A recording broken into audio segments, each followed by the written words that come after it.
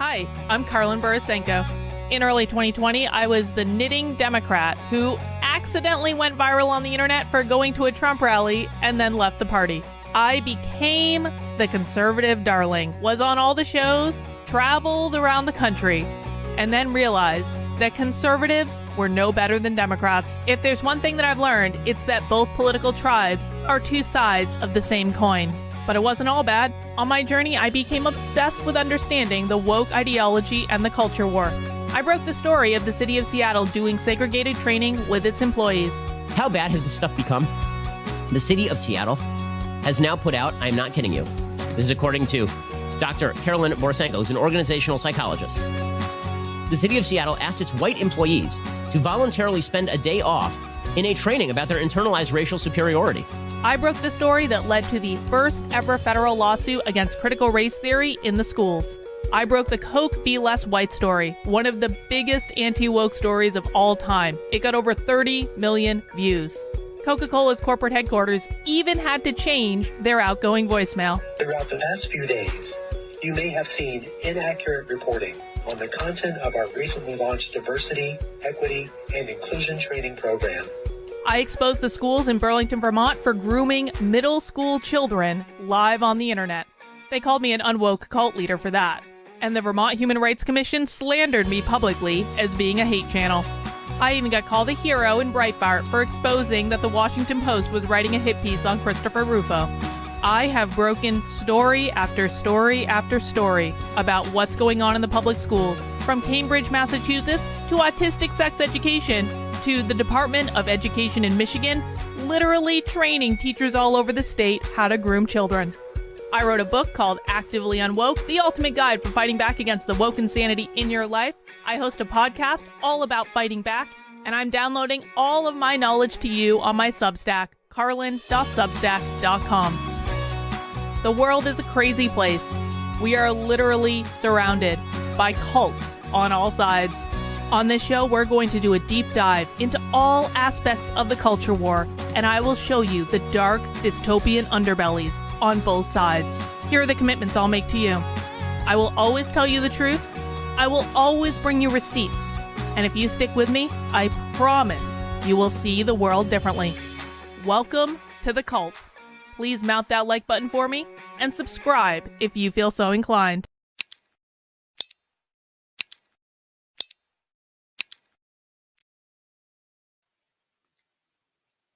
Well, hello, everyone. Happy Friday. Welcome to Happy Hour. Happy Hour is a joyous stream we do on Friday afternoons where we kick off our shoes, we put up our feet, we crack open a beer or two, and we watch real woke training. We watch the real stuff. We watch the stuff that's taught in organizations. We watch the stuff that's taught in colleges. We watch the podcasts. We watch the training programs, stuff like that. This is Happy Hour is a great entryway into Socialism Saturday. So if you're not quite ready to go full socialist with us yet, because we do watch a lot of socialism on this channel, of course, but if you're not quite ready to go there and you're like, Carlin, I just can't handle watching 4 hours of socialism, I get it.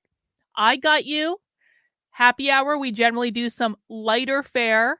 Basically, socialism is like the tip of the spear of what the woke left is doing. Happy Hour is like, it's a couple notches down. It's 2 or 3 notches down from the tip of the spear, so they don't speak usually in flowery academic language. It's usually a little bit more plain English. More people are able to understand it. It's a little bit easier to watch. Sometimes I would argue that socialism is much more cringe, but we get our fair share of cringe on Happy Hour as well. And so if you're ready to join us, this is what we're doing today. We are watching ourselves some woke training, because you do not really understand the left until you sit down and actually listen to them. And then your entire world opens up and you realize how much worse it is than you ever thought it was. And yes, Jan, this is sadly the last Happy Hour of the year. Don't worry, it'll be back in 2024. I have been harangued into not quitting. Oh, wait. Oh, my Twitter chat. Twitter chat is showing up in StreamYard now. Hi, Justin on Twitter. Twitter chat never showed up in StreamYard before.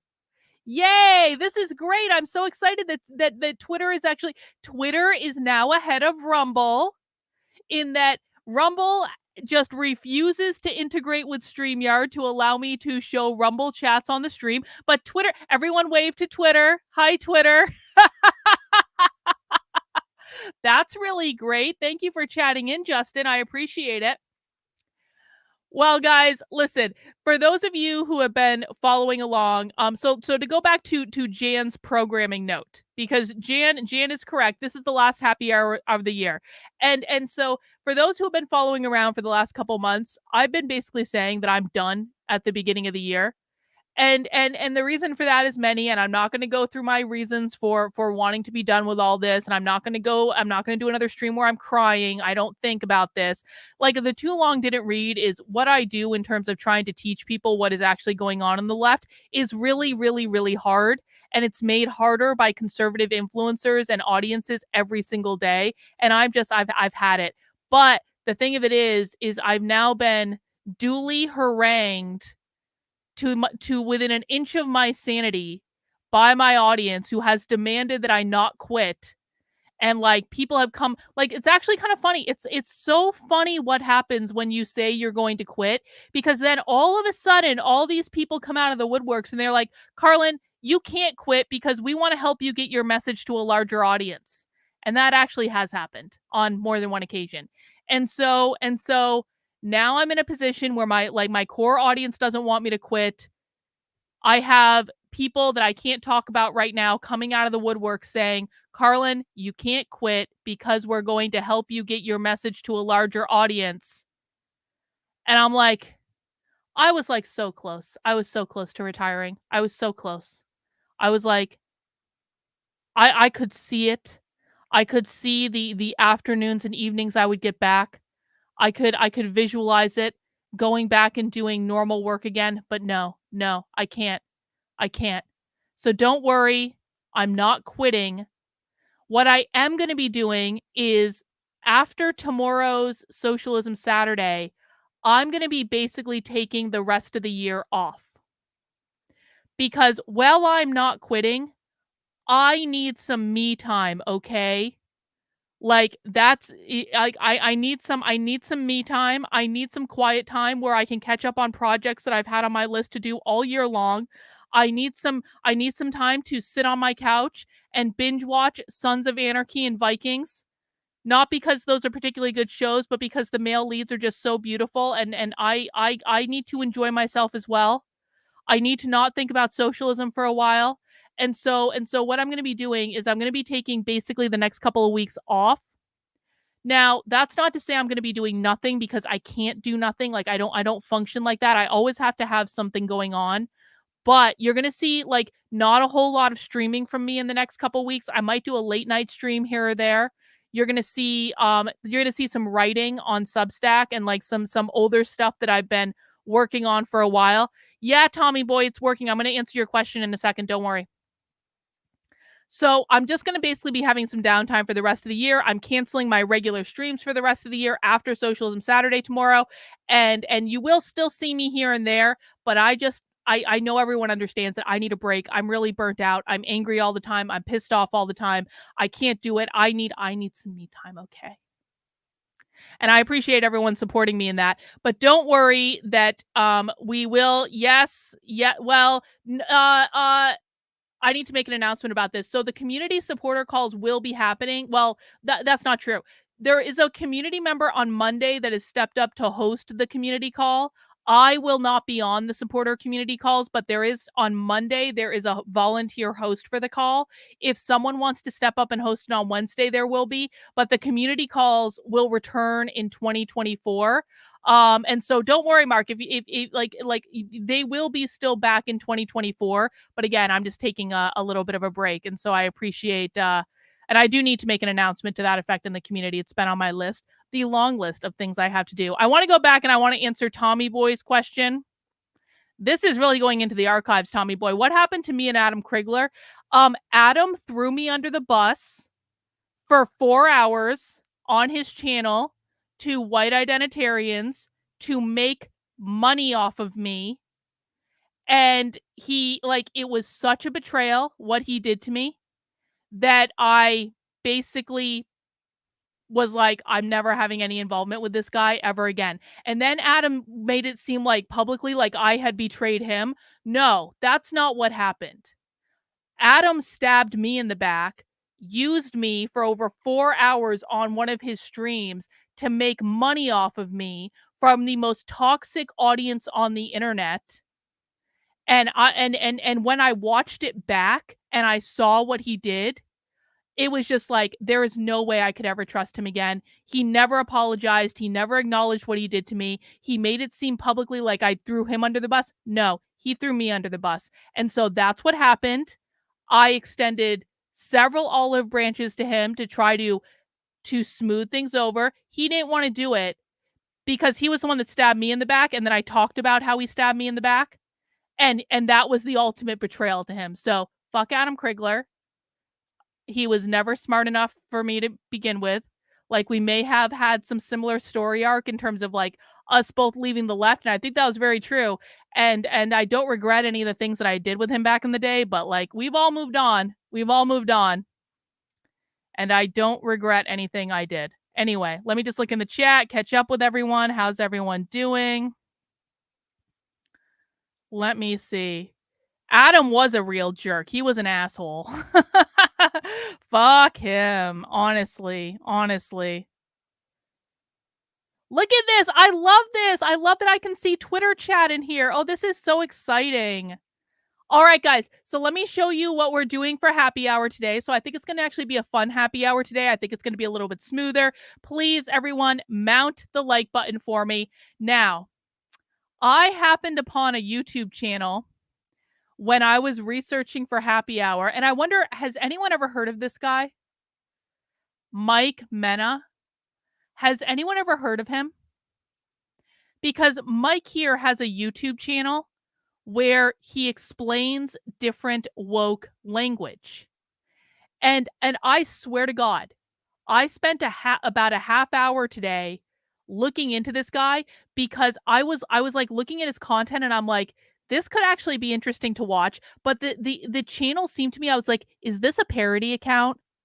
Is this guy doing like a satire on the left? Because it was like everything was just like too perfect. And I was like, I don't want to watch a satire on the left. I want to watch a real leftist. If this guy is a real leftist that is explaining leftist languages and like words and ideas, then I'll watch him. But if this is like a parody or satire thing, I don't want to watch him.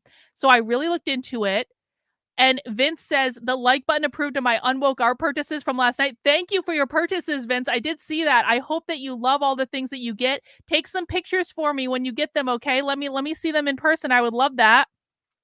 We'll talk about Unwoke art in a second. But so I was looking on his channel and he had a couple videos. Usually we watch longer form, like hour and a half videos on happy hour, but he's got a couple shorter videos like this one, which is half an hour long, which is whiteness as property, the masterclass. Of course, whiteness as property is an idea that comes from Cheryl Harris. She published it in Harvard Business Review in 1993. This is basically the idea that links that, well, people think it's about skin color. It's not about skin color. What she's doing is linking the idea of whiteness, which we know of is code word for capitalism, to property, which the socialist definition of capitalism is private property. And so when Cheryl Harris is saying whiteness as property, what she's doing is she's saying the private property owner, the bourgeois class, the capitalist class. In this case, it's relating it back to people who own slaves because that's why they call it whiteness. The white people in America who owned slaves were the bourgeois class, the capitalist class, the owner of the power structure, okay? And so that's what created systemic racism, and the only way to abolish systemic racism is by getting rid of capitalism. Hey, Steve, over on Twitter. I have to call it X now, but they still have the bird. Maybe that's a StreamYard thing. Whatever. Anyway, so there's a couple videos on this guy's channel that I thought would be interesting to watch. This is the first one I want to watch, but he's got all this other stuff as well. He's got this whole like translating and education series. He's got like this whole series on like critical race theory, like racial capitalism. Someone asked me the other day, like, so we watch a woman called, what is her name? Ruth Wilson Gilmore. Ruth Wilson Gilmore is a socialist we've seen several times, and Ruth Wilson Gilmore talks about racial capitalism. Well, someone asked me the other day, and they said, Carlin, what does racial capitalism mean? And I said, it's basically capitalism. Like, it's not like significantly different, is my understanding, but now we have a 12-minute explainer video where he's going to explain to us what racial capitalism is. Isn't that great? So we've got a couple of videos that we can watch on this channel that I thought would just be like lighter happy hour fare. And I really looked into this guy. I went to his website, and I was like, if I'm going to do this for happy hour, I have to make sure that this guy is real. And so I went to his website and I saw this. Dr. Mike Mena is a Mexican-American researcher and assistant professor at Brooklyn College, CUNY. CUNY is the City University of New York. Mike focuses on the ideological perceptions of race and language in the context of American education. As an educational technologist and public intellectual, Mike has facilitated digital pedagogy workshops, including at Columbia, the wokest of all the woke, and the University of London, Arizona State, all that stuff. And he has this YouTube channel in which he talks about critical pedagogy. The social life of language serves as a contemporary and activist pedagogical model to those interested in producing accessible and engaging educational content. So I was like, I really think this guy's real. I really think he's real. And so I was like, okay, so we're going to watch this guy. We have to. And so we're going to start with this video about whiteness as property. And then we're going to he actually said, I saw him post somewhere that he's a Latinx professor. This is why I thought he was a parody. It may have even been on his YouTube channel. Hang on. He posted somewhere that he was a Latinx professor. And I was like, bro, no, this can't be real. You cannot be a Latinx professor. Come on. Anyway, that's what we're watching today, guys. But of course, before we get into the video, we do have a couple orders of business to take care of. See, now Bot is watching over on Twitter as well. Wow. I wonder how many people are watching on Twitter right now. I wonder how I can tell. Anyway, I'm also streaming on Instagram for the first time. I don't know if anyone's watching over there, but StreamYard gave me the option to do it. And so I was like, fine, whatever.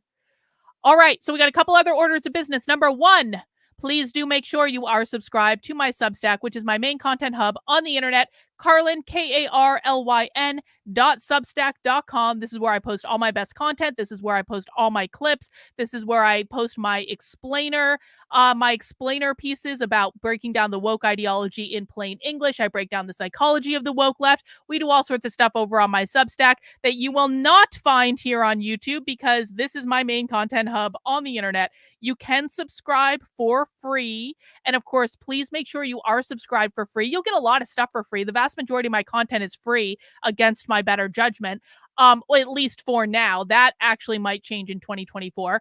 But if you want to support the work I'm doing, because apparently I'm being harangued into doing this for the rest of my life, whether I like it or not, if you want to support the work I'm doing, I am completely grassroots funded by you. I cannot do this without you. I do not have big donors. I do not have anyone that's going to tell me what to say. My only obligation is to tell you the truth and to show you the receipts, and that's all that matters to me. What the influencers think don't matter to me at all. What the politicians think doesn't matter to me at all. What any big time donors that might, and I don't think I haven't had this opportunity, that might want to support my work think doesn't matter at all, because the minute I stop grassroots funding and take my money from other places is the minute that I have to lie to you, and I am not willing to do that because I am not going to be a mouthpiece for someone else's political agenda. Again, when you support my work for $8 a month, $80 a year over on Substack, what you are paying for is for me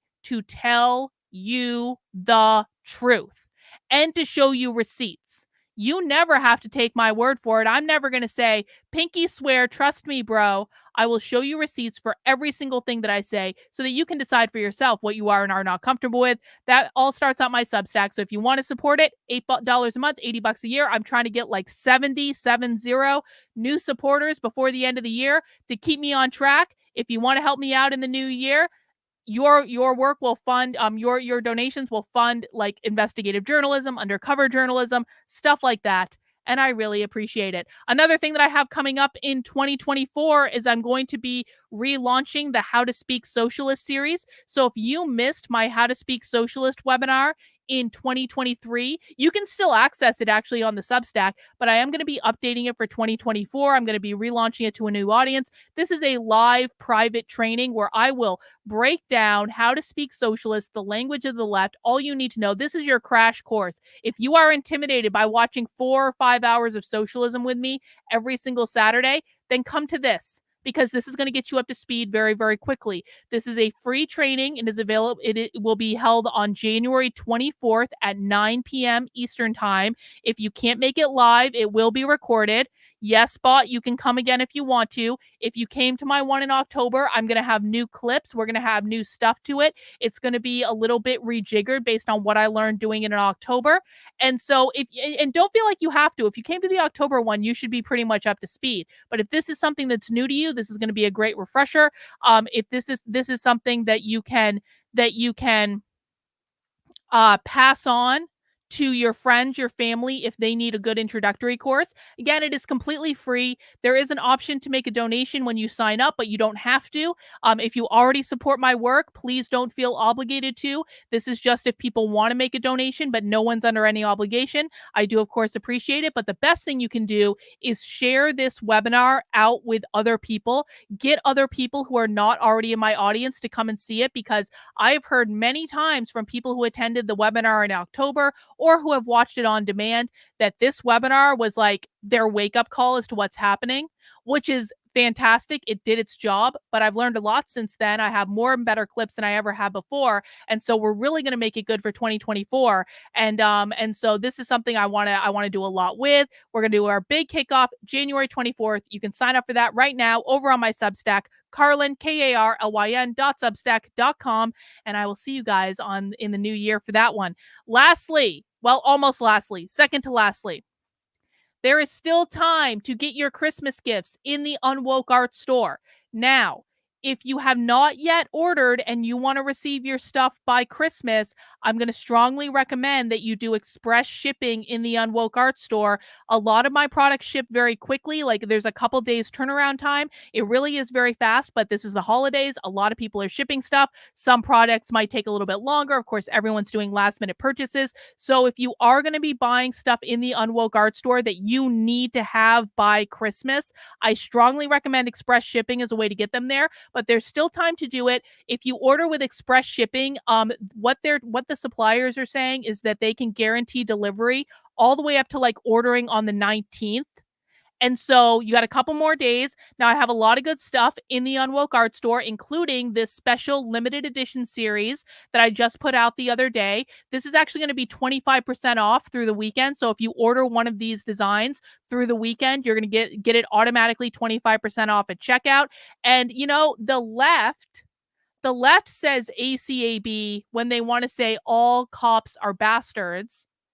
Our ACAB is going to be all colleges are bad, because there were some of us who hated colleges before October 7th. There were some of us who hated higher education before the Jewish billionaires decided to take all their money away from colleges. There have been some of us that have been screaming about the leftist indoctrination in higher education for a really, really, really, really, really long time. And so this shirt is our own version of ACAB. All colleges are bad, with the Terminator skull with the Maoist star right in the middle of the graduation hat. This is a limited edition design that will only be available through the end of the year. I do a lot of limited editions in the Unwoke Art Store, so you have a certain time to purchase it, and then it leaves the store, and it may never come back. It might come back, it might not come back. It just depends. You never know. But that's up in the Unwoke Art Store through the end of the year, and if you order it before the weekend is over, you will get 25% off. It's on a lot of different things. I might get this bag.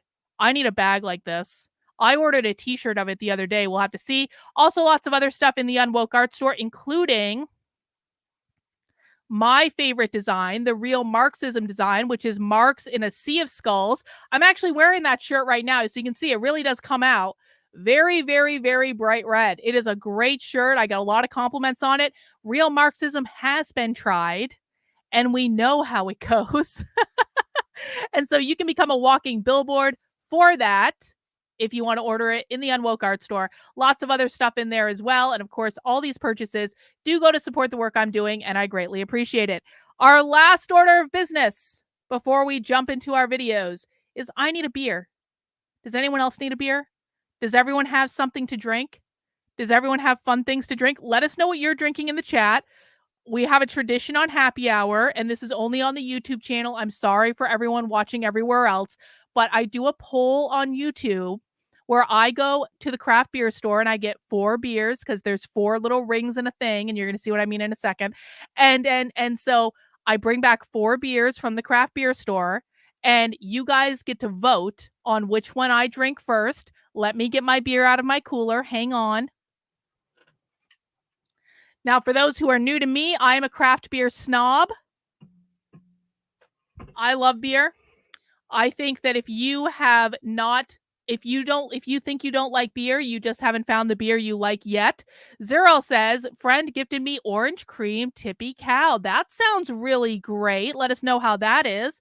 So I have 4 beers here because there are 4 beers in a ring, and so it's a nice even number. I'm not going to drink all these on stream. What I'm going to do is I'm going to tell you about each of them, and you get to vote on which one I drink first. Jenny is drinking a strawberry Dr. Pepper, which is funny, Jenny, because the first beer I have for you today is from Tail Spinner Brewing, and it is Anicorn, the Strawberry Sage Unicorn. Now, I've never had this brewery before. It has strawberry puree and dried sage. It is a sweet strawberry with balanced herbal note, moderately sour. Anicorn's namesake was known for tart wit and everyday miracle making with silly locks of silver. This fruit sour series honors all whose memories live on in bursts of color, of light and color. That is going to be our strawberry sage option for beer number 1. For beer number 2, now you guys know that half the time I buy beer based on whether or not I like the can design. And I got to say, Pipe Dream Brewing is in Londonderry, New Hampshire. Big fan of Pipe Dream Brewing. They don't I need to get beer sponsorships in 2024. I need Pipe Dream. I need you to sponsor me in 2024. I drink your beer on stream all the time. I love it. I think it's great. And I love this can. Look at, they made a can with King Kong on the Golden Gate Bridge. Look at this can. I have a beer can collection. And so this is going on my wall. It's called Cali Common. And this is going to be a lager, a rich, smooth, robust malt lager with notes of caramel, toffee, coffee, and chocolate. So a coffee, caramel, chocolate lager. That's going to be Pipe Dream Brewing. That's our option number 2. Option number 3, I also bought because of the design. A little bit simpler, but still festive and fabulous. This is going to be from Barreled Souls Brewing Company, and this is in Saco, Maine. Where is this first one out of? This one's in Nashua, New Hampshire. Yay, New Hampshire beers. And so this is called Rosalita. Rosalita is a blonde ale, so it's going to be lighter, and it has hibiscus and agave. So this is going to be a little bit of a lighter beer, kind of like a little touch of fruity, but the can is so pretty, isn't it? I had to get it. And our last one is going to be from one of my favorite breweries. This is going to be from Branch Blade Brewing Company. And where is Branch Blade? I always forget. Also New Hampshire. We have 3 New Hampshire beers and 1 Maine beer. And this one I also got because of the can. Because look at that. It's cool, man. Beer can art today is great. And this is going to be an electric love raspberry. This is a raspberry sour ale, and that is from Branch Blade Brewing Company. All right, so these are your choices, guys. Let me put the poll in the chat over on YouTube. We have our strawberry sage. We have our blonde ale with hibiscus. We have our raspberry electric love. And we have our lager with coffee, caramel, and chocolate. Let me know which one you want me to drink in the chat. And while you're doing that, I will get all set up with our sound here. Again, guys, we normally do happy hours on Fridays. This is going to be the last happy hour of the year because I am taking some time off before the new year. So please, let's go out with a bang. Mount the like button for me. There is a shocking disparity between the number of people watching right now and the number of people who have mounted that like button. We have a couple super chats coming in from Naruto DeSantis and said Satanists don't have freedom of religion because Satanism isn't a real religion. Well, some of us don't think Christianity is a real religion. I still think Christians should be able to believe in whatever fantasy they want to believe. So, the First Amendment doesn't work that way, Ronnie. Sorry. Too bad, so sad. And then Murphy's Pool says sponsor Peroni. Well, Murphy's Pool did get me to drink some Peroni when I was out in Chicago for the socialism conference. Not a bad beer. It really wasn't. I enjoyed it. I really did. No, Kyle, that is disrespectful to beer. That is disrespectful to beer. All right, let me see which one you guys. Oh, you guys, that's funny. I didn't actually expect you guys to choose this one. It looks like we're going with the lager. Hang on. Where's my... Oh, no, there it is. I have to put my other beer away. Hang on. I got to put my other beer back in the cooler. Let's see. All right.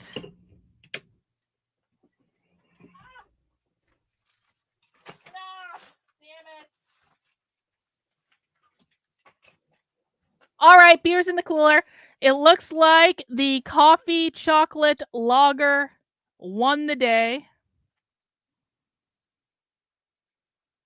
Let's see. Let's do a pour. And again, guys, let's get me a Pipe Dream Brewing Company sponsorship next year. How does that sound? Because Pipe Dream Brewing actually does do some really great beers. I don't like their hoppy stuff, and that's not a knock on Pipe Dream. I just am not a fan of hoppy beers. But they do some great beers. I'm a big fan. Cheers to Pipe Dream Brewing. Please sponsor me, Pipe Dream Brewing. I'll drink all your beer on my channel. Cheers, guys. That's really good. That is really good. It looks very dark, and it is dark, but it's also like, it's not as dark as like your stouts are going to be or your porters. There's still a lightness to it, and I definitely taste all of the coffee and the chocolate and like the toffee and everything. Really good beer.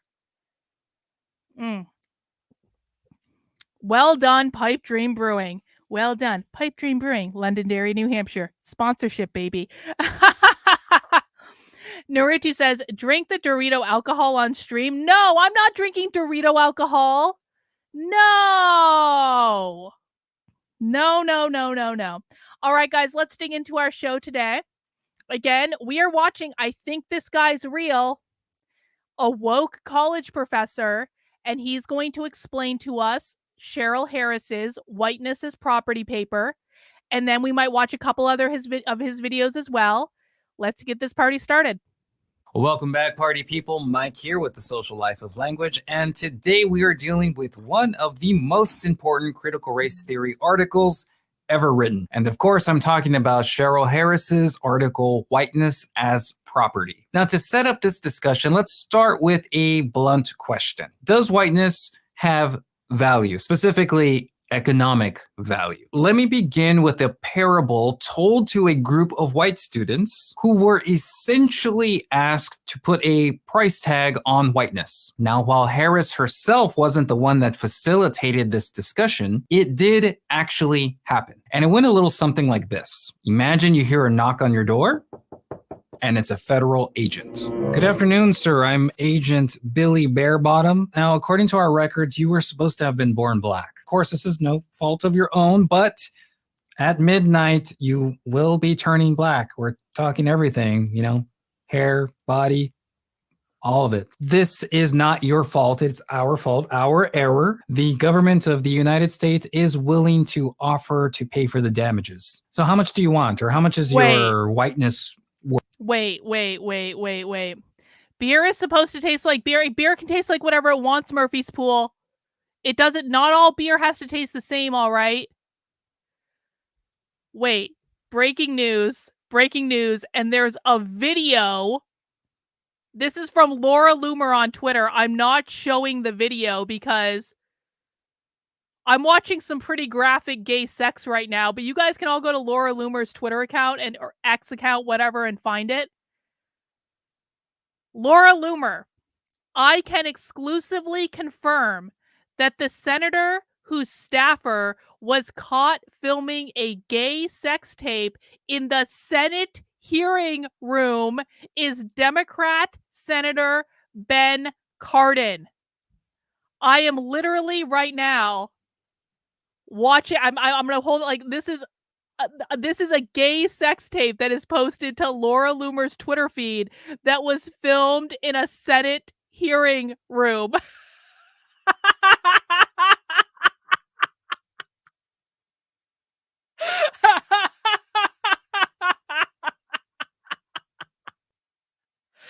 I don't even care that Laura Loomer's crazy. I don't care. I don't care.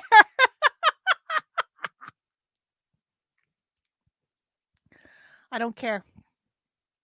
She can post stuff like this all day long, and I will support this woman. I will. I want to get a t-shirt. How are the sizes? I found the sizes to be pretty true to size. I love the t-shirts.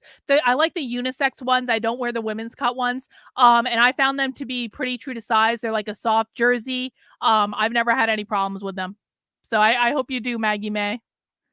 Yeah, Laura Loomer, she's nuts, but she has the goods. Anyway, let's refocus. Worth. Wait. Well, let me get this straight. I'm gonna at midnight. I'm gonna turn black. Magically. Yeah. Gonna just turn. That's black. Correct. How much is your whiteness worth? What do y'all think? What do y'all think we should charge? Okay. We decided. We think 50 is fair. 50,000 per year. I don't think we were prepared to. No. Not 50,000 per 50 million. So that's 1 million per year. 50 million. 50 million? What? I mean, sure. Why not? I mean, we think it's fair. Sounds fair to us.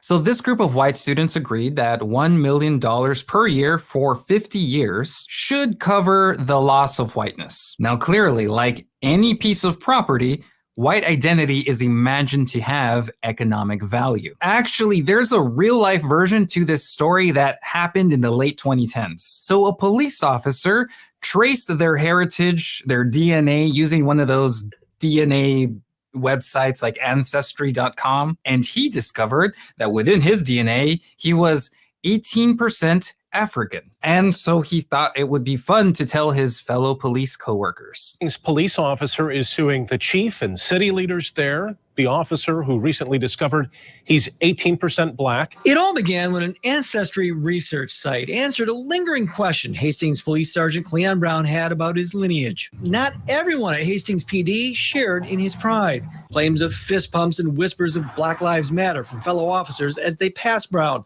Decorations including Santa figurines with the names of each officer. Brown Santa was black with 18% written on the beard. So this officer sued the police department for racism. Or another way to think about this is that he was angry that his white privilege was partially taken away from him. So he sued the police department and walked away with a $65,000 settlement. Apparently, to the courts in this case, whiteness actually does have a literal economic value. But no. That's not correct. In this case, whiteness was not the thing that had economic value. It was actually his blackness that had economic value, because if he hadn't had that ancestry test that showed he was 18% African or whatever it said, then he wouldn't have been able to sue the police and win $65,000. It wasn't his whiteness that got the $65,000 settlement. It was literally his blackness. Does that mean whiteness can be a form of property? Let's find out.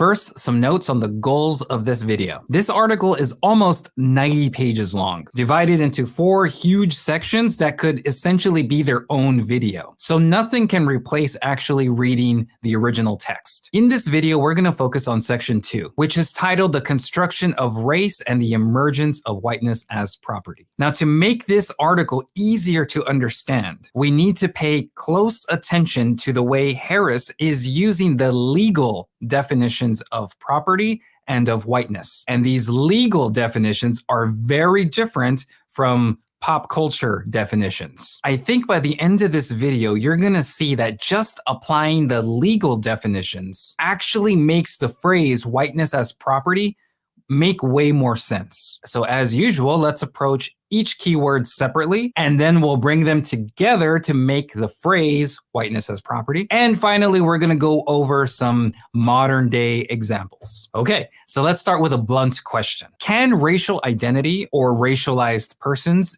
be property? Immediately, we can think of slavery. So yes, at a very basic level, racialized persons have been conceptualized as material property. But there and this is the basis of why whiteness means capitalism, because capitalism defined by these people means private property ownership. is some really deep stuff going on here. And to understand, we got to go back in time to the way American institutions conceived or conceptualized the word property. And we also need to think about how property law emerged with and from white supremacist ideologies. Or as Harris says, the origins of property rights. Property law emerged from white supremacist ideologies. That means that property law emerged from capitalism. In the United States are rooted in racial domination. Even in early years of the country, it was not the concept of race alone that operated to oppress Blacks and Indians. Rather, it was the interaction between conceptions of race and property that played a critical role in establishing and maintaining racial and economic subordination. So throughout this video, we're going to see this a lot. White supremacist formulations of race overlapping with how we imagine the concept property. For example, a human can be property if they are Black. A human can own property if they are white. So clearly, the early definitions of property were filtered through white supremacist ideologies. Now, here's the thing, and this is the reason why I think this article is so complicated and difficult to follow. When you have overlap between conceptual definitions. Guys, I just want to ask, like, this is particularly for my regulars. Does it make so much more sense to listen to what this guy is saying when you understand that whiteness means capitalism and capitalism means private property? Like, this guy is acting like this is some big mystery and he's going to decode it. No, everything he's saying makes perfect sense when you understand that the number one enemy of the left is capitalism. They define capitalism as private property and they apply that to race, which is why they call it whiteness, because they believe capitalism created slavery, slavery created systemic racism. A lot of times they become a circular logic, almost like a feedback loop. For example, I'm going to make a series of statements and listen to how each of the following statements creates a feedback loop. The law says white men can own property. The law says Black men are not fully men. Parentheses, the word men means human. Therefore, Black men cannot own property. And since Black men are not technically fully men, fully human, they can become property. Therefore, it is legal for white men to own Black men as property. And since white men themselves cannot be property, that implies that white men cannot be enslaved. Therefore, Jake says, can you define systemic racism? Systemic racism is the system, which means capitalism, that created all racial disparities. Because the left believes, again, we'll go through it step by step just because it's easier to do it this way, that capitalism or private property ownership created slavery. slavery created systemic racism by creating racial disparities through the system being capitalism, that we still live with today. The only way to fix systemic racism or to eliminate systemic racism is by abolishing capitalism and replacing it with equity. Equity means equality of outcomes, and equality of outcomes is Marxism. You cannot have capitalism, which means private property ownership, individualism, meritocracy, and Marxism, which means collectivism and everything is public property, including your children and your individual liberties. You cannot have capitalism and equity in the same place because it just doesn't work. Those two things do not go together because equity means Marxism. Does that help? Tayton says, it makes sense to us, but I can see how students are being thought reformed. Well, but that's, again, Tayton, it's like, this is why people need to understand this so they can explain it, so they can prevent it from happening. I appreciate the super chat. Thank you. For what is further implied is that whiteness is a form of protection from slavery. So you see how each of those statements kind of feeds back into the logic or offers support to the next statement and the statement before. So basically, if you separate all of these premises into individual statements, you can see that when we were first conceptualizing the legal concept property, we were always using ideologies about race, which also means that the way race was conceptualized had to refer to property laws. So in this article, Harris is basically going to separate all of these premises for us so that we... How race is conceptualized, because these people believe that race is a social construct. How race is conceptualized also had to deal with property laws, because they believe that capitalism created race as a social construct when it created slavery. We can see what's going on. And then she's going to walk us through that logic. So let's start by defining what Harris means by the concept property in the legal sense, not in the popular sense. Harris says, although by popular usage, property describes things owned by persons or the rights of persons with respect to a thing, the concept of property prevalent among most theorists, even prior to the 20th century, is that property may consist of rights in things that are intangible or whose existence is a matter of legal definition. Property is thus said to be a right, not a thing, characterized as a metaphysical, not physical. So Harris is telling us right out. In this article, we are far less concerned with the popular definition of property as things someone can possess. Instead, we are thinking of property as a set of rights or a bundle of rights. Now, I don't think I can overstate this. Thinking of property as a bundle of rights is the first step you gotta make in your head to understand this article. Okay, right? So they're saying that whiteness is a bundle of rights because they're saying that the title of Cheryl Harris's paper is Whiteness is Property. And if property means a bundle of rights, they're saying that whiteness means a bundle of rights. That's not about skin color, okay? Now, this is interesting because about a month and a half ago, we did a Socialism Saturday in which the Socialism Saturday was talking about the abuse of the propertied regime. Maybe it was a couple months ago. But that was a really good Socialism Saturday because in that Socialism Saturday, I got socialists on video saying that individual liberties are private property that need to be abolished because remember, the left thinks that all private property needs to be abolished. And so the socialists say that all individual liberties need to be abolished. This guy is saying that whiteness represents a bundle of rights. Isn't that interesting? Right here, I think we need to talk this through using an example because the bundle of rights are actually extremely complex. So let's use a piece of property that I own. So this is a Spider-Man figure and I can choose what I want to do with it because I am the owner. Now I've already bought it, but I could sell it, I could destroy it, and importantly, I can say that this is mine, not yours. And not only is this toy mine, all the rights connected. Just Jamie says, not trying to own the libs. What would this guy say if someone pointed out that some free Black and Native Americans owned slaves? It wouldn't matter in the slightest because, as I keep saying, these people are not, guys, you have got to wrap your heads around this idea. They are not talking about individuals.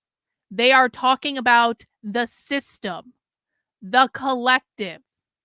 They are not talking about individual skin color. They're not talking about individual property owners.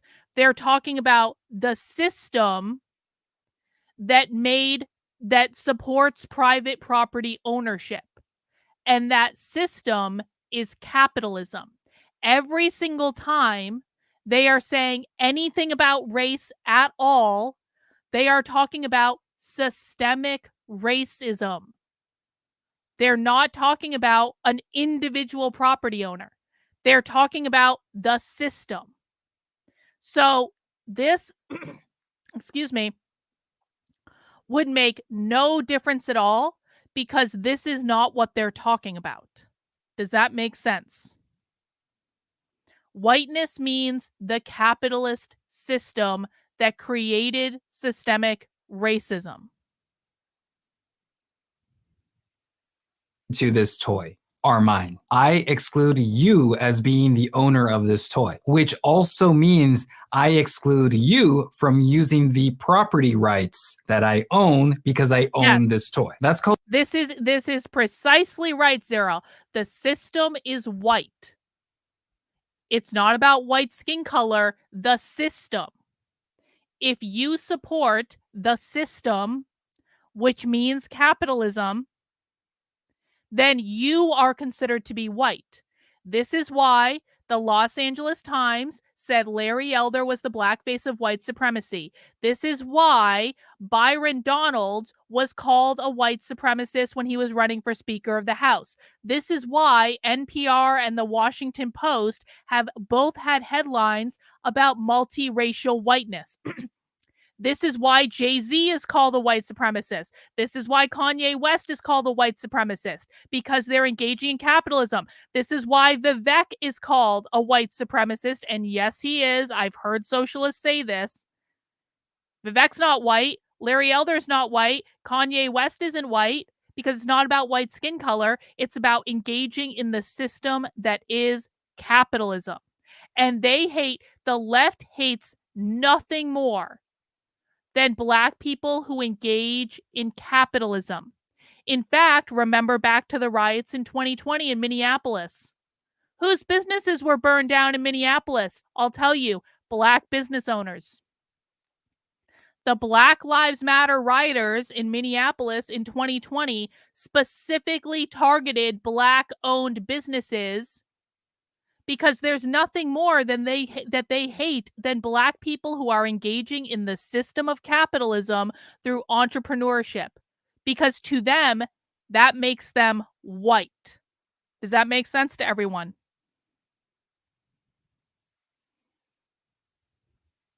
The right to exclude, and we're going to come back and talk about that a lot. But let's get more abstract and more complex. While I own this Spider-Man action figure, somebody else owns the concept we call Spider-Man. I do not own that. Meaning, just because I bought this Spider-Man action figure, that doesn't give me the right to produce my own Spider-Man action figures and sell them. Marvel Comics owns the property rights to the concept Spider-Man. So Marvel Comics has the right to exclude me from producing Spider-Man action figures. Again, it's that right to exclude. So to be clear, property does not need a material form. Just think of something like college degrees. We imagine that we own our degrees, which we kind of pay like $40,000, $50,000, $100,000 for. And because we imagine that we own it, we have the exclusive rights to use that degree. So to emphasize the point one more time, when we see the word property, what we're really focusing on is the bundle of rights that come attached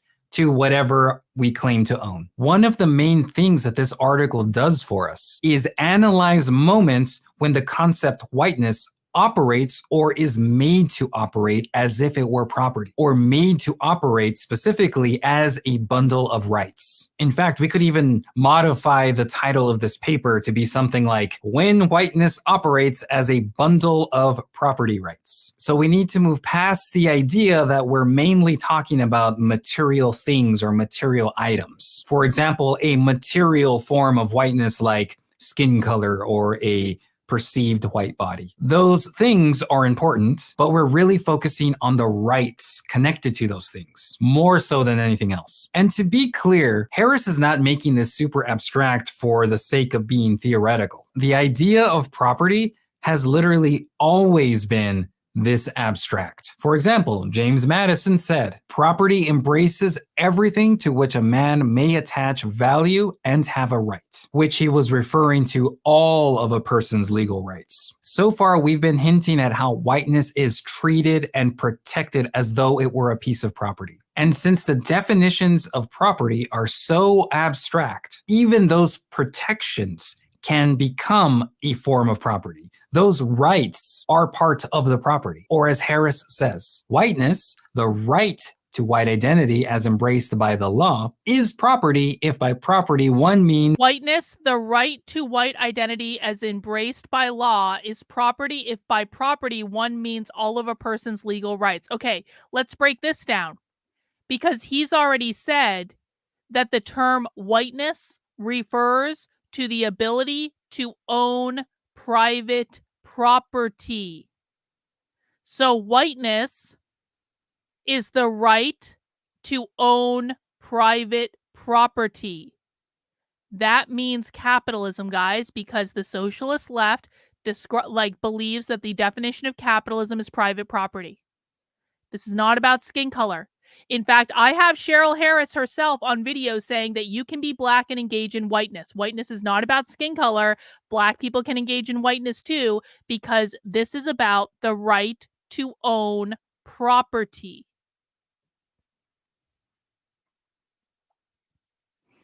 He is citing a paper that was in Harvard Law Review in 1993 by Cheryl Harris called Whiteness as Property.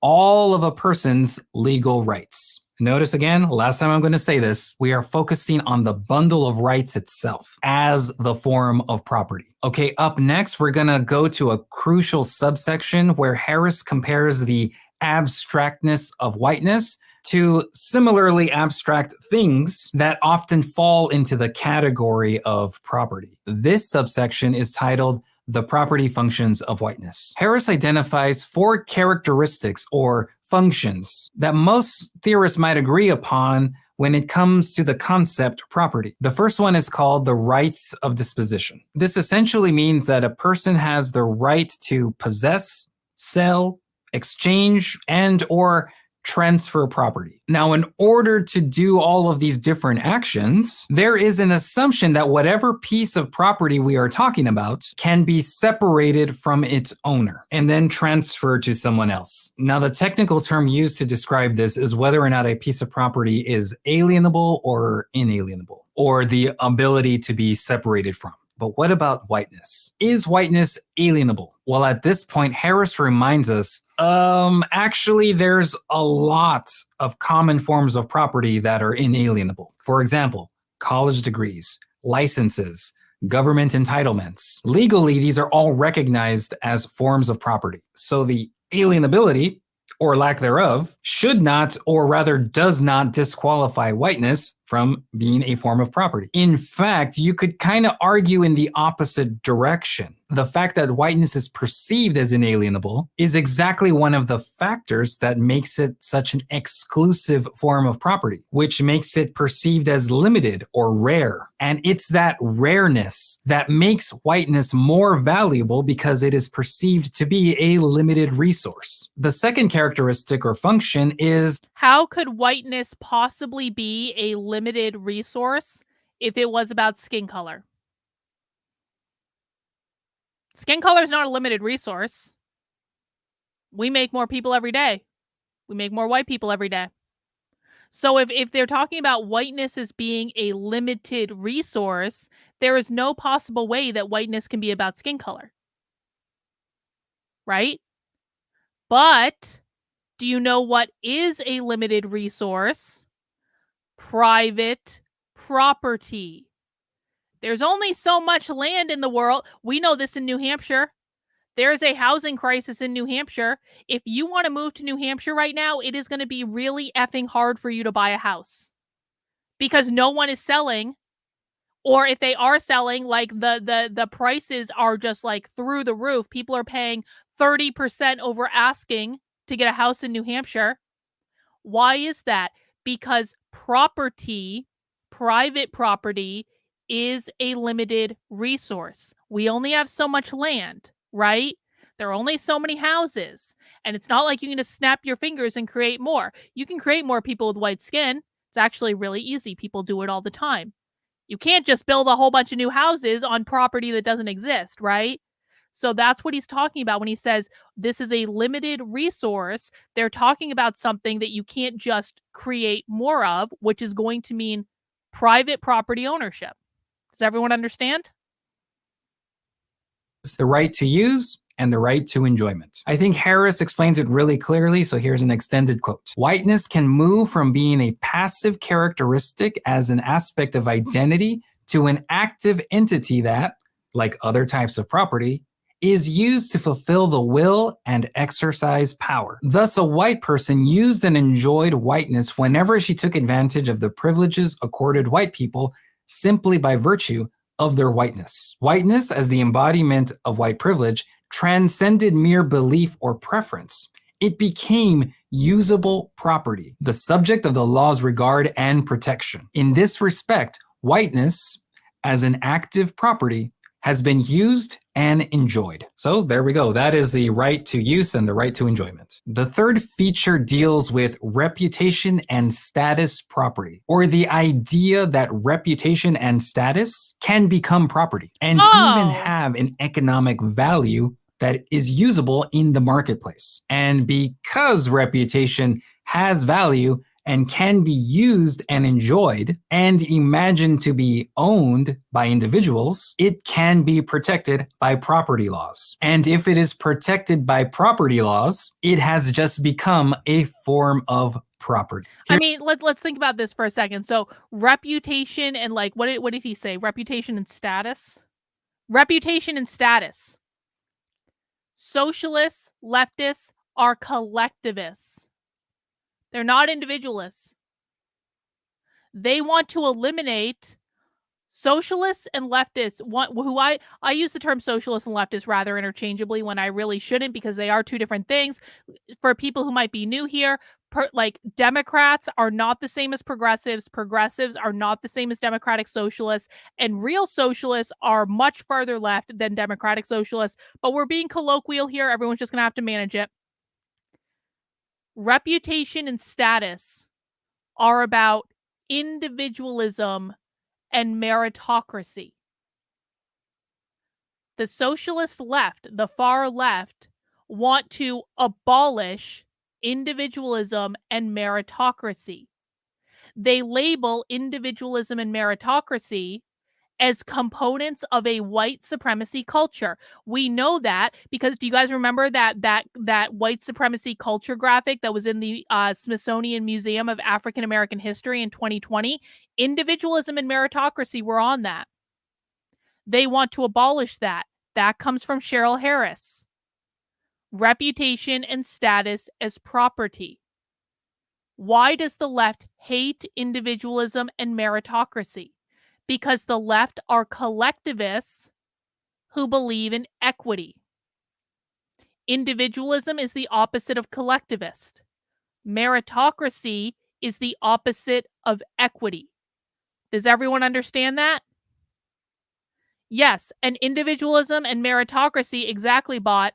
Individualism and meritocracy uphold capitalism because you can't have capitalism without individualism and meritocracy. It doesn't work. But if you eliminate individualism and meritocracy, You will have equity, which means equality of outcomes, wealth redistribution, collective ownership, which is what the left wants. What's stopping them from moving to a socialist culture? Because they want to implement socialism in the United States. They're very clear about this. I actually have a clip from a Socialism Saturday a couple weeks ago where they flat out say, we're not doing this in Venezuela. We're not going to Venezuela. We're not going to Cuba. We want to implement socialism in the United States because if we can do it here, we can do it anywhere.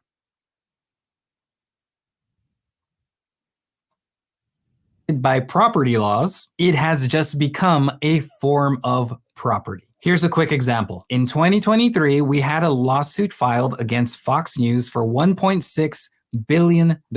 Allegedly, Fox News damaged the reputation of this voting machine company so badly that it can no longer practice as a voting machine company. In this lawsuit, we are imagining Fox to have infringed upon property rights. Specifically, Fox damaged the status property or the reputation property of that company. And Fox does not hold the rights to do that. Only owners can use their status, whether it be to enhance it, to enjoy it, or even to destroy it if they wanted to. Now the question here, can whiteness be a form of status property? The answer is of course. For example, back in the day, a white person could sue someone if that person called them black. However, a black person could not sue for being called white. What this reveals is that whiteness itself is a form of status property. And this status property is assumed to carry social value.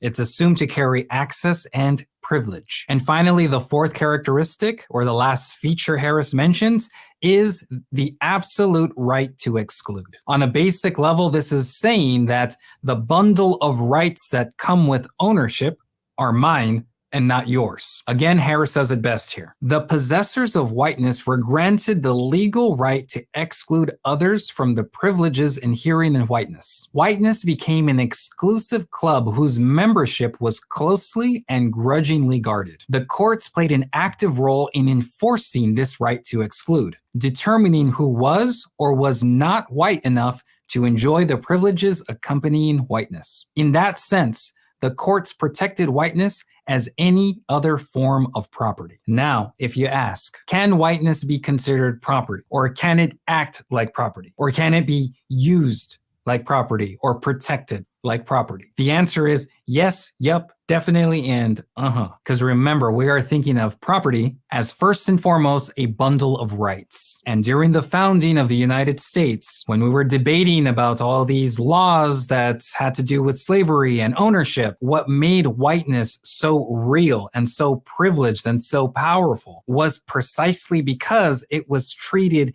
as an exclusive bundle of rights. And that bundle of rights would come to be protected as an exclusive form of property that only some folks have, while others do not. Okay, thus far we have covered the theoretical foundations of the argument. Up next, Harris analyzes the court case Plessy v. Ferguson, that famous court case that legalized separate but equal. Plessy was a white passing man who was removed from a train car reserved for whites. His legal claim went as the following. The brief filed on Plessy's behalf advanced as its first argument that because the reputation of belonging to the dominant race is property in the same sense that a right of action or inheritance is. The dominant race in this case is private property ownership.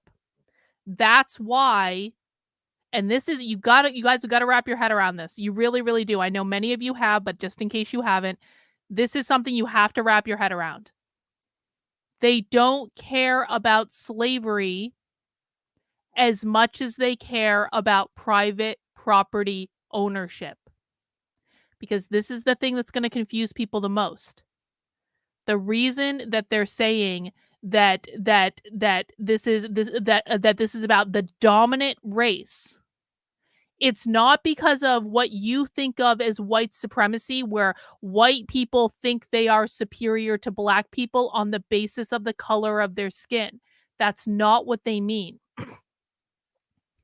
They mean that in America, because capitalism created slavery, which involved the ownership of Black people as private property, that the white people were considered to be the dominant race on the basis of private property ownership.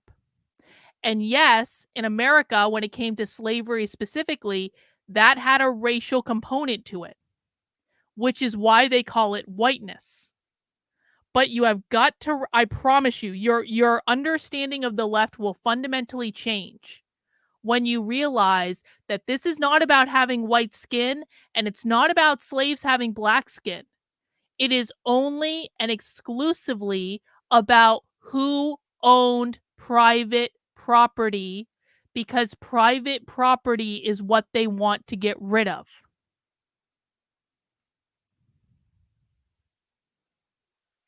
Property, empowering a train employee to arbitrarily take property away from a passenger violated due process guarantees. So this was a legal case about race and property, specifically if Plessy had the legal right to own and use whiteness. And he's making the claim to be mixed with whiteness, therefore he is white. If he is seen as not white, according to the lawyers, he would lose the expectation of privileges linked with whiteness. And those expectations are part.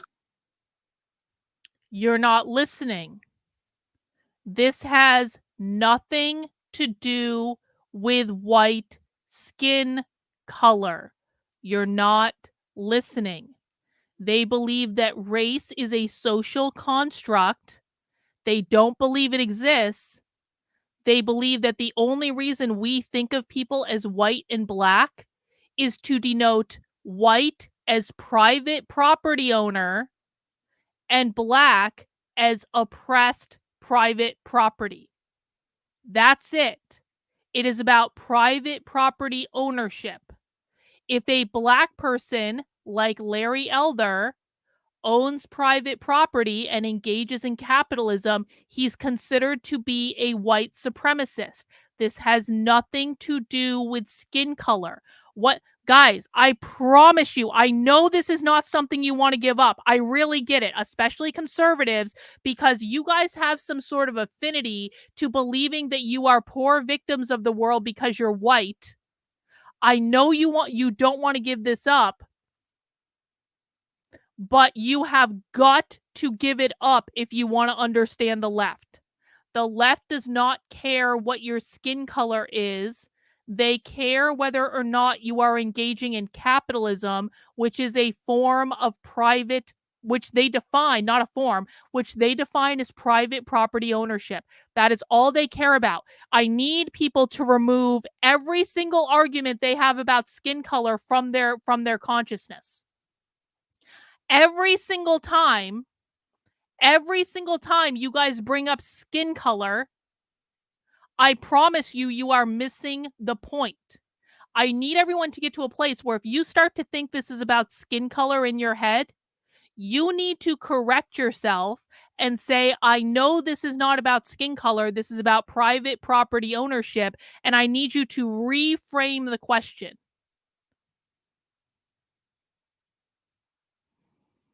Of the rights of whiteness as property. Don't worry, this is going to make sense in a couple minutes. Plessy's lawyer says, indeed, is whiteness not the most valuable sort of property, being the master key that unlocks the golden door of opportunity? Okay, so the end result of Plessy v. Ferguson was legal support for separate but equal. But another way to think about this is that the court protected whiteness by framing it as property, meaning the expectation of access and privilege counted as status property. But since Plessy was mixed, according to the courts, he was excluded from the use of white property rights. In other words, in this court decision, the expectation of white privileges are acknowledged to be a form of white property. Okay, so let me... No, people, no.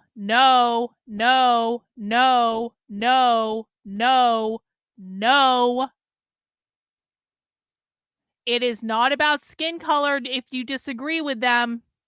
It does not make it about skin color if you disagree with them. That is fundamentally wrong.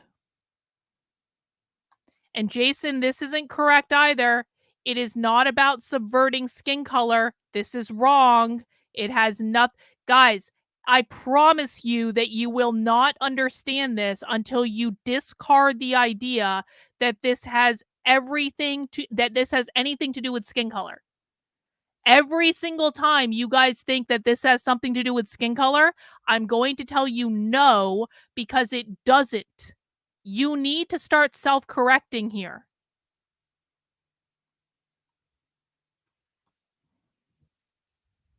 Explain that better. And this brings us to one more super important aspect of property, and that's the word expectation. Specifically, hang on, this is correct.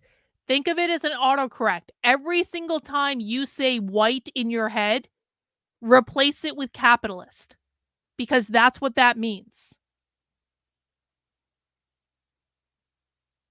the idea that we expect to be able to freely draw from or extract value from any piece of property that we own. We expect those rights to be there. That is the social norm of today. We not only want or desire a piece of property. Hang on. No, this is not correct, Jake. It's slightly off, and I'm going to explain why.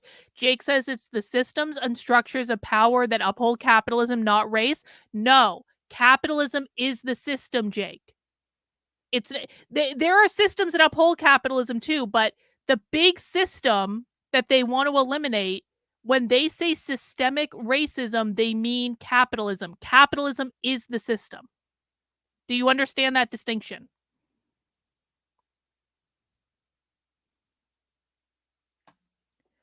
They say you're the bad guy because you are participating in the capitalist bourgeois class, not because of your skin color, because you are participating in the capitalist bourgeois class.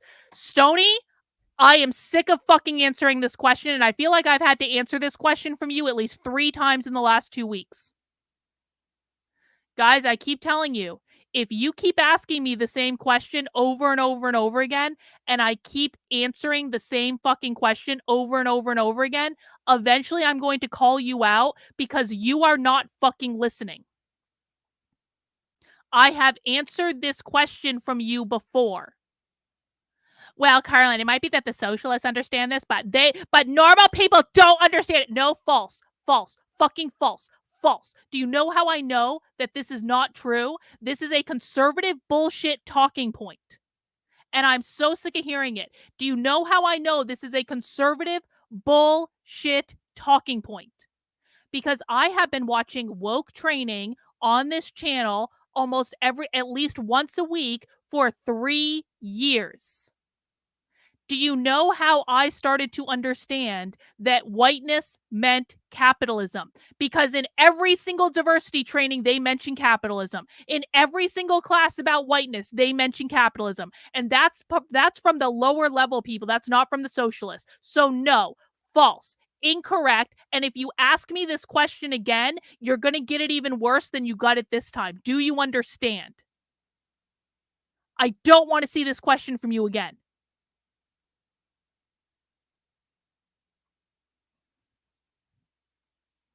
We feel entitled to and indeed expect all the rights that are connected to that property. Now, once again, listen to this series of statements and look for the feedback loop. When we expect rights to be there, then the expectation itself becomes part of the value of a piece of property. Therefore, the expectation itself operates as if it were one of the rights within the bundle of rights that create a piece of property. Therefore, because we are thinking of the expectation as a right, that means the expectation itself can be a form of property. Right?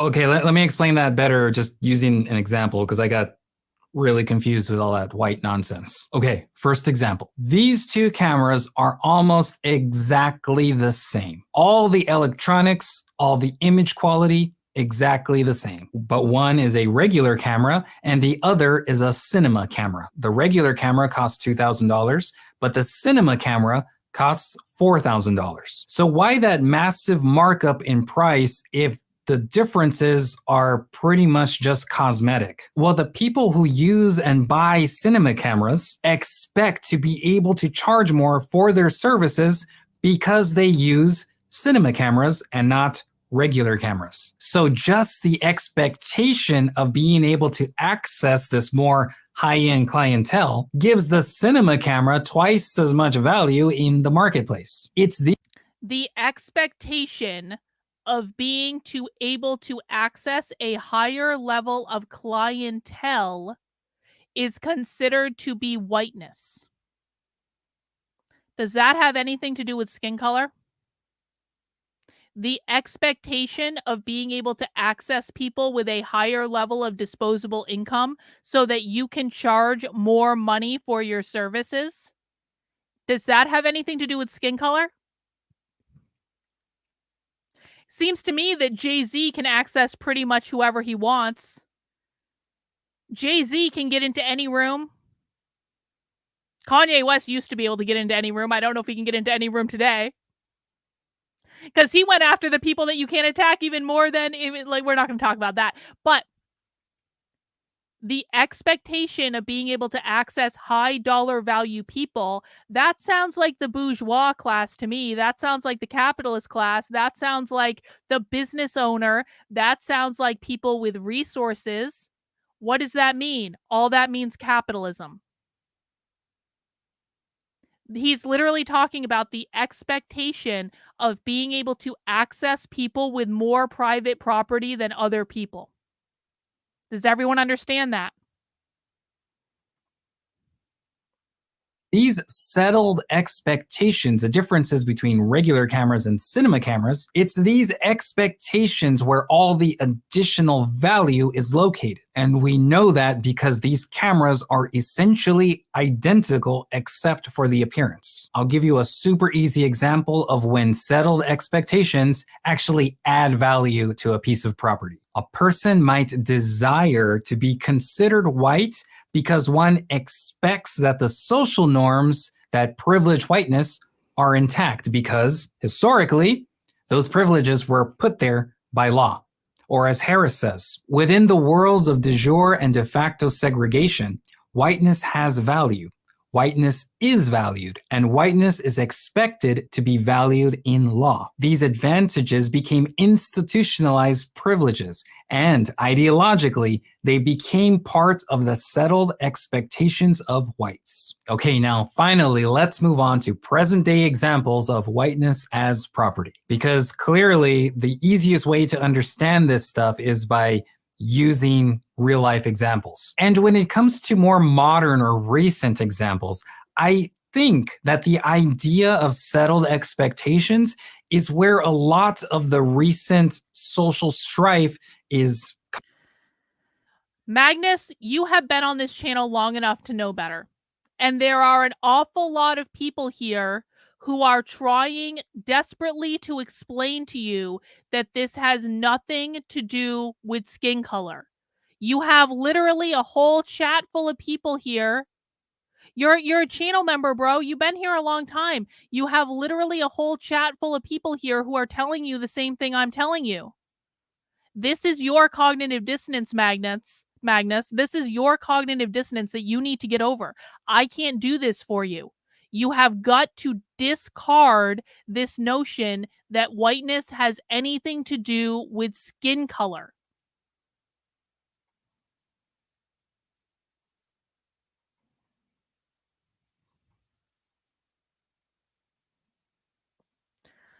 Okay, stupid question. What if they say someone who's impoverished and homeless but a capitalist? I just assume this is punishment for the system. Yes, that's exactly right. That's exactly right. Because under capitalism, I mean, what the socialists will say, and Autumn would literally say this,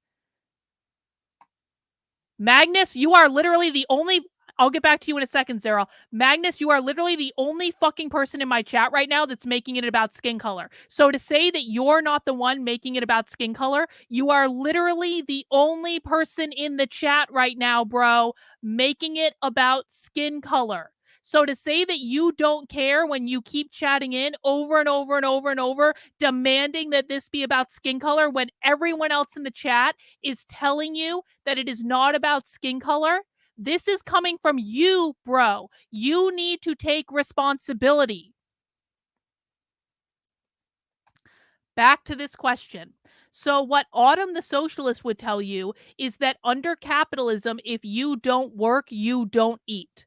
If you don't work, you don't have a place to live. So, yes, if a homeless person was a capitalist, then socialists would tell them this is what you get from the system that you support. That's exactly right.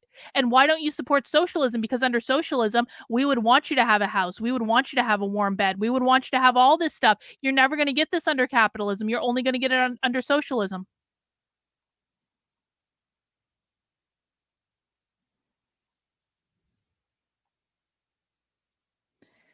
Yes, they all have access to private property and capitalism by default. They all have access to it. You're correct. They all have access to it. But they believe that the existence of capitalism is what creates an oppressed class.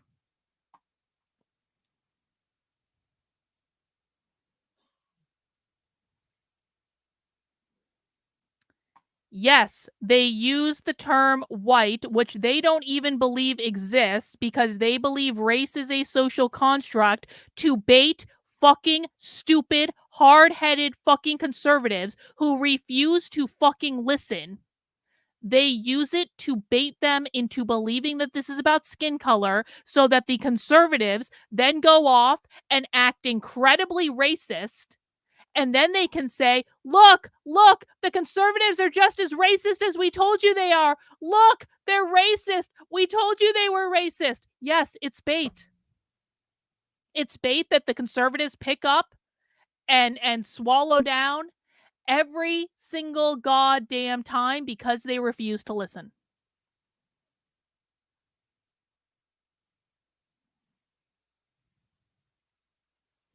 No, Magnus, you are the one doing skin color. You, bro, are literally the only fucking person talking about skin color right now. What is your malfunction, bro? Because I've now stopped the entire stream just to deal with this. What is your fucking malfunction? You literally have me showing you video after video after video of them saying whiteness is capitalism. You have an entire chat of people telling you this has nothing to do with skin color. What is your fucking malfunction? You are the only person in the chat right now talking about skin color. You're the only person that keeps bringing it up, while simultaneously claiming that you don't care about skin color, while you obviously do, because you are the only person talking about it. So while I appreciate you being a channel member, I am not going to continue with this fucking headache. This shit is what is driving me insane. Because I can explain the same thing over and over again. I can show you ample evidence of it. And people like you are so fucking thick-headed that you don't get it. Because you aren't fucking getting it. You aren't fucking wanting to get it. You cannot let go of this idea that it is about skin color. What the fuck are you doing? Why are you perpetuating this? Why are you doing exactly what they want you to do? Why can't you look at the ample evidence that has been served up to you on a silver platter all fucking year and discard this notion that they are making it about skin color? They are literally telling you this entire video that we have been watching now for an hour and a half is telling you it is not about skin color, and you won't fucking let it go. The $5 a month on the channel membership isn't worth it, bro. I am sorry. It is not worth the headache of me having to explain this over and over and over and over and over again.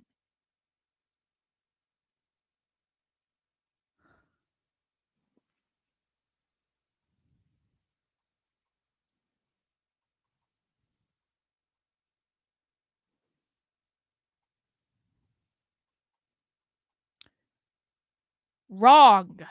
Wrong. Wrong. Jesus fucking... I'm gonna end up blocking Magnus if this shit continues. I swear to God.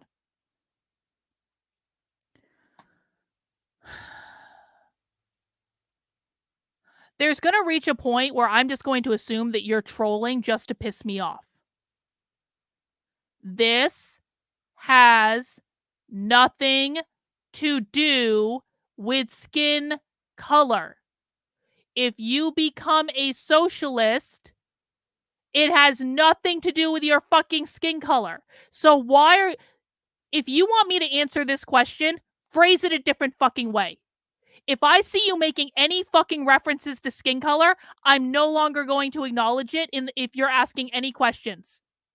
Because you fucking know better. And if you keep doing it, I'm just going to remove you because I'm not doing this anymore.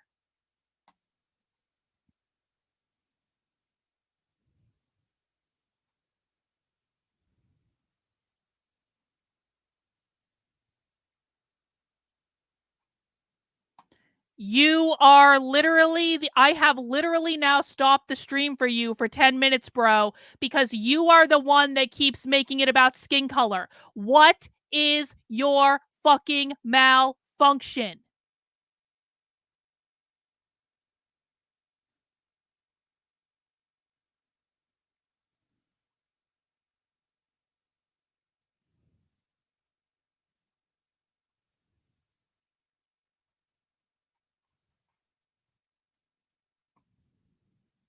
Coming from. Let's go back to that cop story I told at the very beginning of this video. So this cop was made fun of for claiming to be black. And then he sued when the co-workers made fun of him via anti-black racism. Now let's think about this through the lens of whiteness as property. Okay, so first you have a white identifying person who expects to be treated as a white person and not a black person, meaning this cop feels entitled to be treated as a white person free from racism. We might call that. You're getting yelled at because you are not listening. And so, again, I'm going to be very, very blunt. The $5 a month, the $8 a month, while I appreciate the support, it is not worth to me the constant headache of having to explain the same thing over and over and over and over and over again because you are not listening. If you want me to answer a question from you, then you need to rephrase it to eliminate any reference to skin color at all. And if you cannot do that, then you do not understand because you are not listening. You pay me to tell you the truth. The truth is that the constant references to skin color that are coming from you and from Magnus are all the evidence I need that you are not listening. This has nothing to do with skin color. It has everything to do with private property ownership. You have an entire chat of people that is telling you that this has to do with private property ownership. You are watching a video telling you it has to do with private property ownership. You are paying me to literally tell you that it has to do with private property ownership. You are not listening. I don't know why you're not listening. I don't know why we have to go through the same thing every single goddamn stream we do about this. I have no fucking idea. But I've been telling you guys that if you keep asking me the same question over and over and over and over and over again, at some point, I'm going to have more expectations than if you're a newbie on the channel. Newbies get a pass. People who've been here do not get a pass.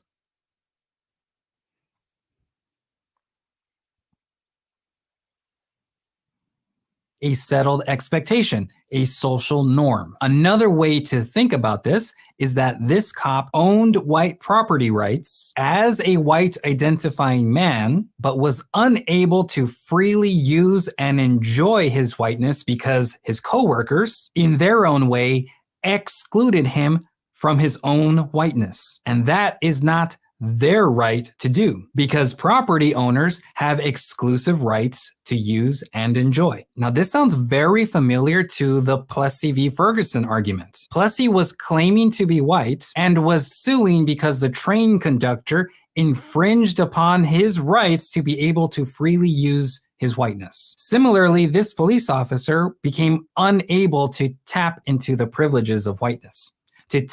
Bro, is this literally the conclusion you come to after all of this, after the last 20 minutes? They hate us because of our skin color. They must hate us because we're... Are you fucking kidding me? Are you fucking kidding me? Jesus fucking Christ.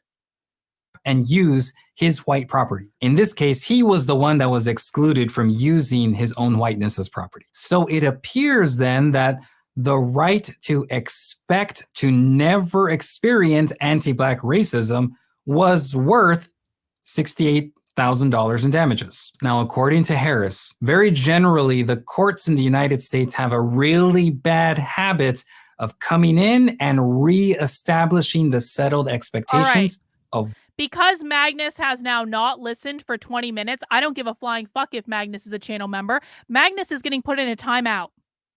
If Magnus continues to not listen, Magnus can take his $5 a month in channel membership and shove it up his ass, and I will just block him so that I no longer have to deal with this. Magnus, you can use your 5-minute timeout to remind yourself of the 8,000 times that it has already been explained to you that whiteness has nothing to do with skin color, and if you come back and you keep making it about skin color and you keep talking about skin color, you will simply be removed and you will no longer be able to participate, because I have had enough.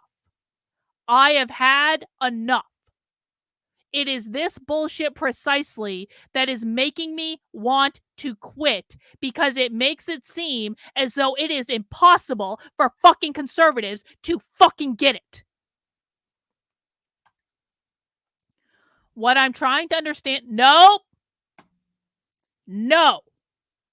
I told you to rephrase the question with 0 references to skin color. That had a very clear reference to skin color. I need from you 0 references to skin color.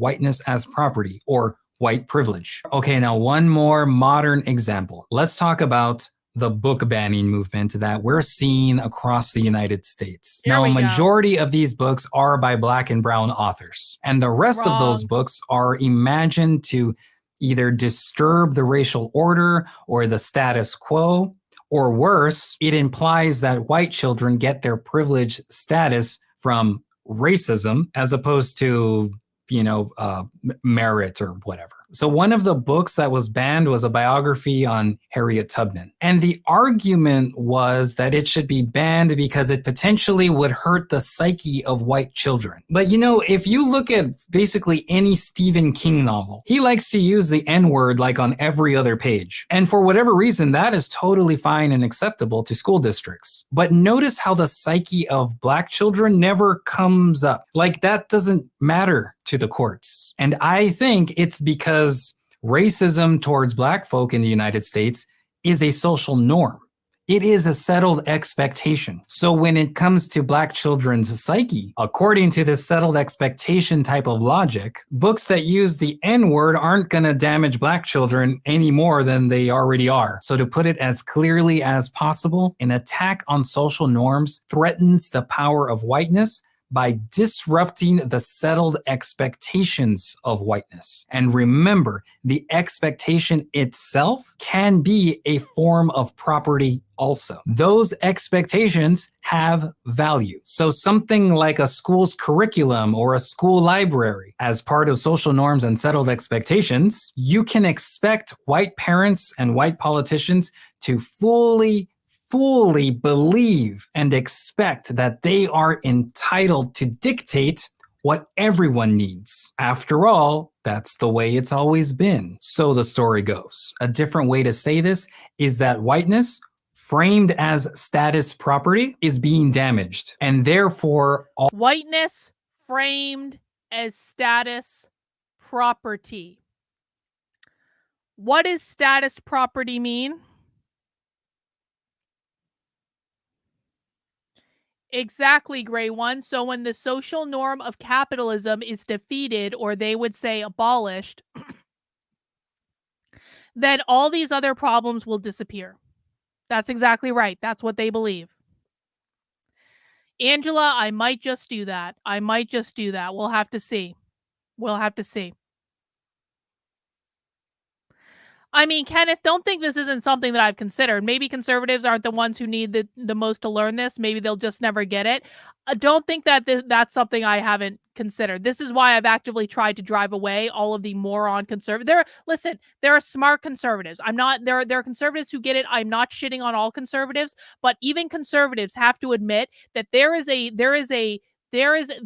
are a lot of fucking stupid conservatives. I'm sorry. I'm not saying every conservative is stupid. I'm not saying every conservative is hard-headed. I'm saying that there's a very specific niche of very stupid conservatives, and I have done my level best to drive them away as much as I possibly can for this exact reason. So whiteness framed as status property. That means the bourgeois, that means private property. The bourgeois privilege. Privilege means what? What does white privilege mean? Pop quiz for the chat. What does white privilege mean?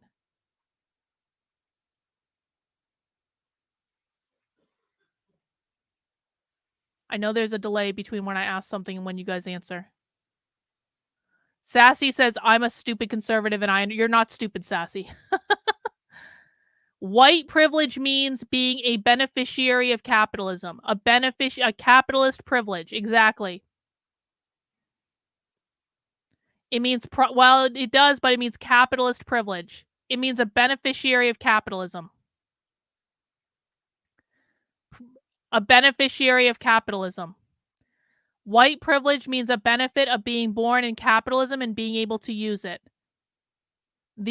Well, not just the ownership of private property, but like, it does mean that, but it's like being being able to engage in capitalism, making money from capitalism, which means private property. Exactly, the benefit of capitalism, capitalist privilege, access to capitalism and private property, meritocracy. Yeah, I think that's a really good way to put it, Bill. Enjoying the fruits of capitalism and private property. Exactly.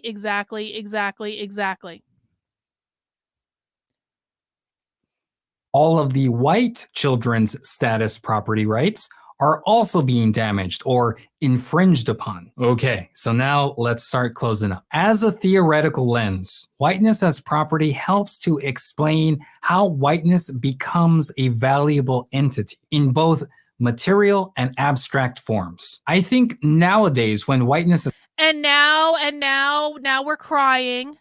Now we're crying because you were told no. No, bro. There is a correct answer and there is an incorrect answer. You are taking a fucking class from me right now. You showed up to take a class. When you take a class, you don't get to say, I get to tell the teacher what's right. No, you're in my fucking classroom. If you don't want to be in my classroom, you don't have to be in my classroom. But there is a correct answer and there is a wrong answer, and you are consistently answering the question wrong and then expecting me to give you a pat on the back and a gold fucking star when you are answering the question wrong. You are wasting my time. You are wasting our time. And then you're saying, well, this is just a cult and I need to be in a cult in order to be accepted here. Otherwise, I'm going to be demeaned. No, bro. You're being told that you are wrong.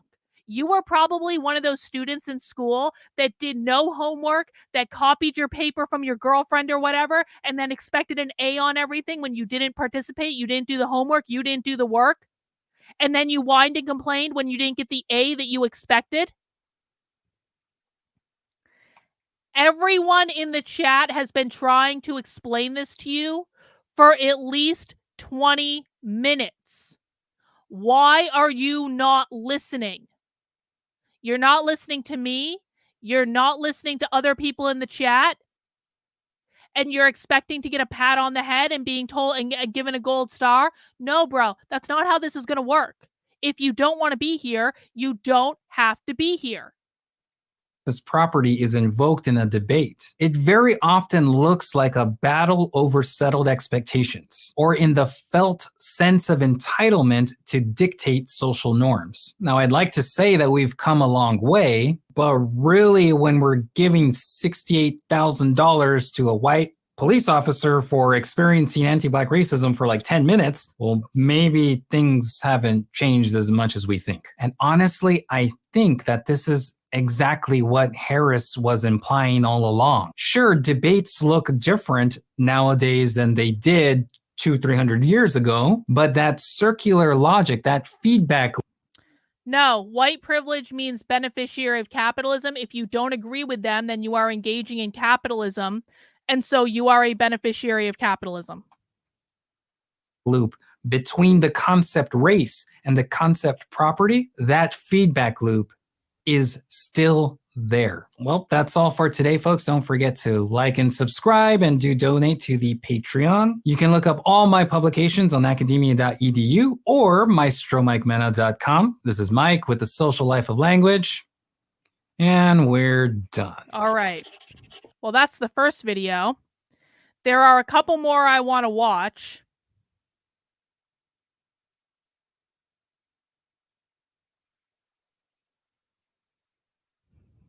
All right. People in the chat are chatting. I'm gonna pick out another video, guys, because I want to watch something else on this channel.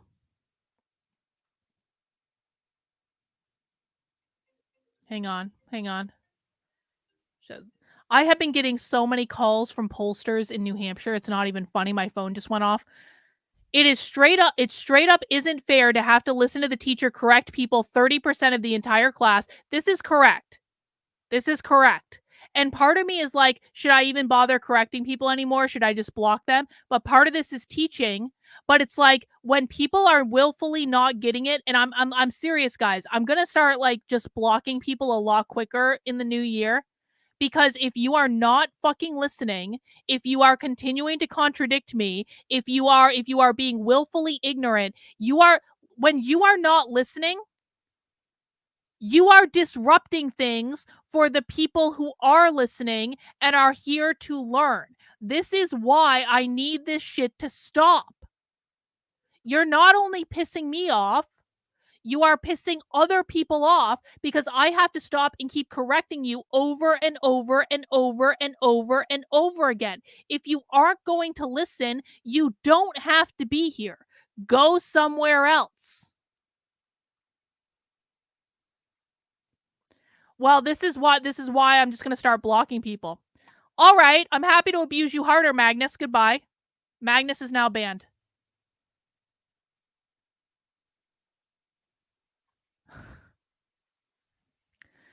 This guy just put him on a masterclass of dialect Rottweiler nose, basically attaching lies to truth, thesis, antithesis, synthesis. Exactly. Thank you, Tate, and I appreciate it. All right. There's other videos I want to watch on here.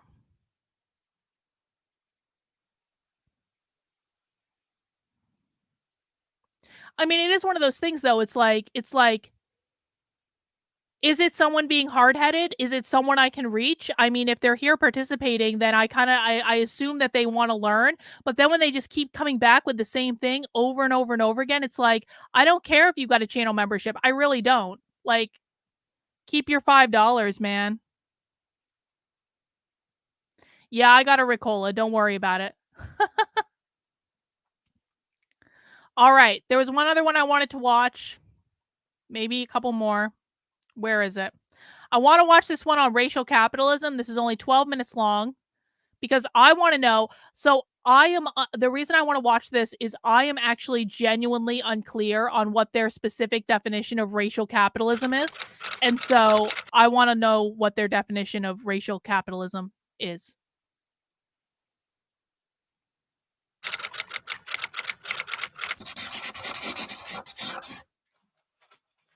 Welcome back, word nerds. Mike here with the Social Life of Language, making complex theory simple but never simplified. If you think that sounds cool, hit that subscribe button now. Today we'll be going over an article from 2013 called Racial Capitalism by Nancy Leong. That is the process of deriving value from racial identity. So what does that mean? Very quickly, we can look at an article from The Onion, which is a pretty funny satirical news site. This article is called Black Guy Photoshopped In, and it's about Iowa State University supposedly photoshopping in a black guy to prove it's a diverse university. What makes this particularly funny is that this actually happened in 2000 at the University of Wisconsin. They really did Photoshop in a black dude. Oh boy.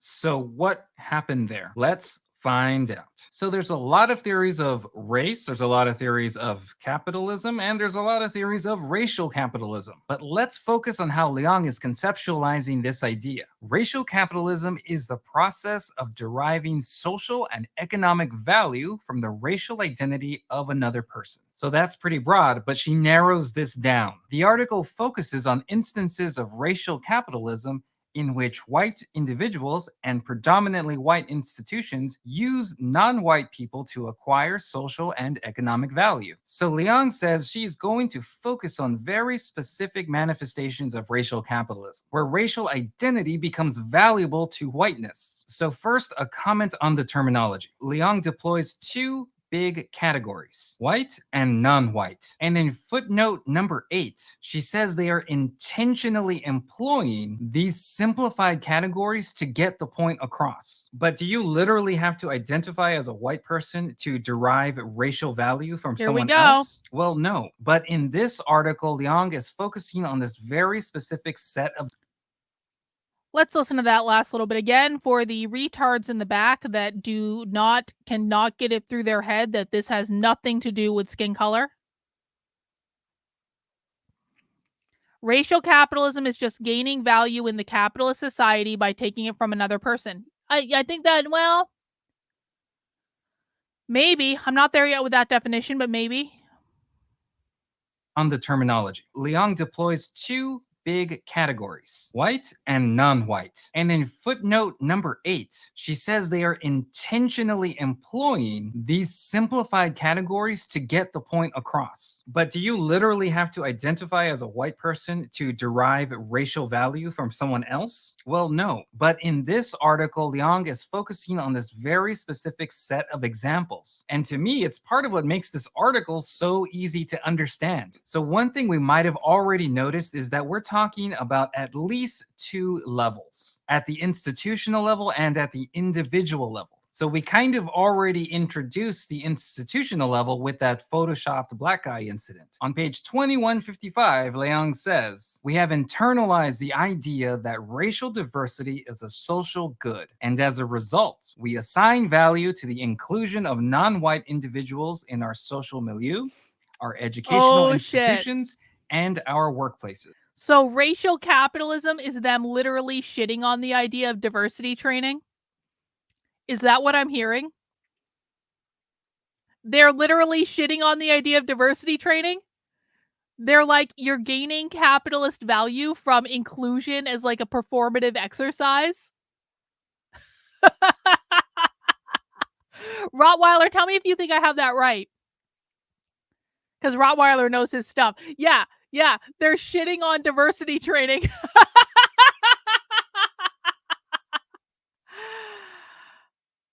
Oh, goodness. Hang on. Okay, so first we got a very complex word in there. Value. Inside that word value is a relation, a social relation, or a comparison. Because a lot of times we assign value to something by comparing it to something else. Racial identity in the United States comes with a historically passed down value system. At certain times in history, it was in a very literal, blunt sense. For example, we can think of that court case Plessy v. Ferguson, which ultimately helped produce the separate but equal doctrine. In that case, Plessy referred to whiteness and white racial identity as the most valuable sort of property, the master key that unlocks the golden door of opportunity. So historically, one has been able to cash in on whiteness. I'm going to be using this cashing in metaphor a lot throughout this video. Let's start with some very blunt examples and work our way to more complex examples. But what we are pointing at is the ability to trade the value of something for the value of something else. In economic language, we might call this the ability to exchange values. So we know that white men would use their white social status to,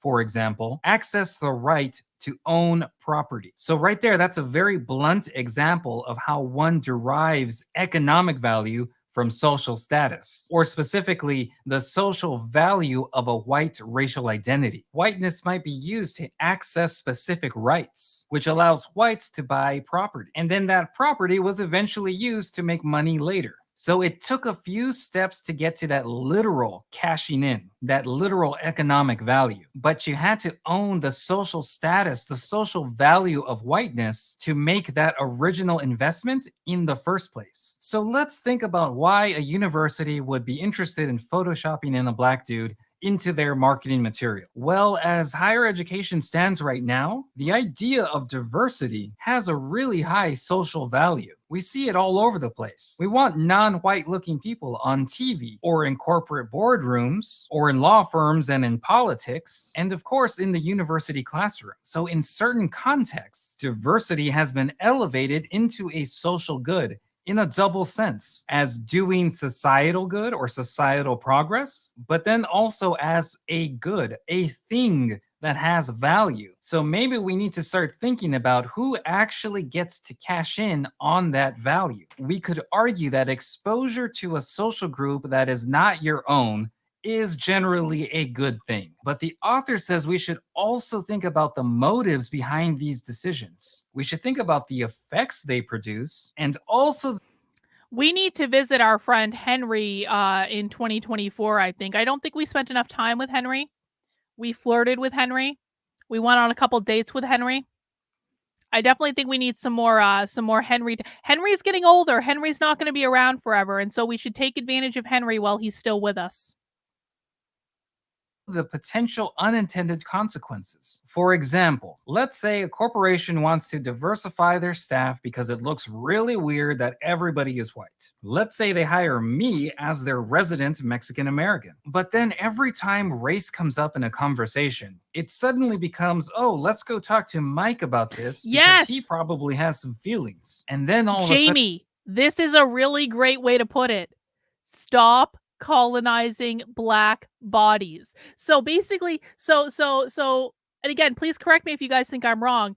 Racial capitalism is the left being pissed off that the capitalists are using black bodies to make more make more money under capitalism, essentially, to further their goals under capitalism.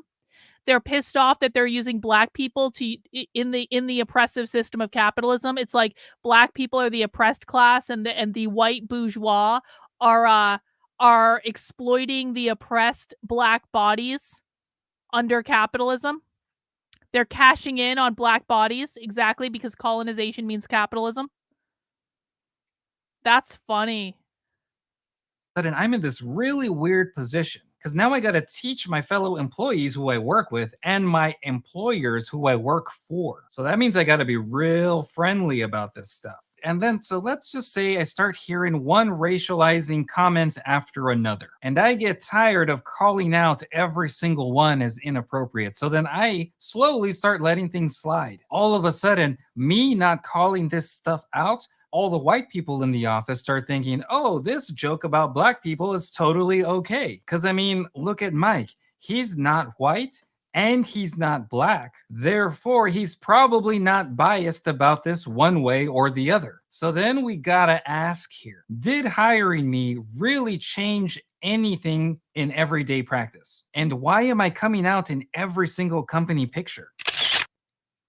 And why does it look like I'm involved in every single department?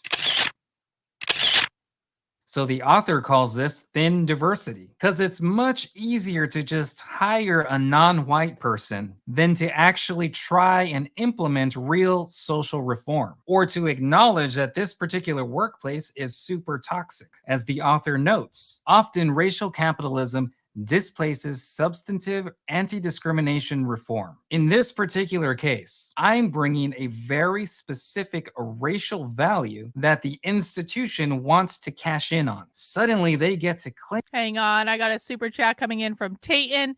Tayton says anti-racism means anti-capitalism. That book, Carlin explains all of this, and socialists are mad at liberals for saying individuals are racist. Indeed.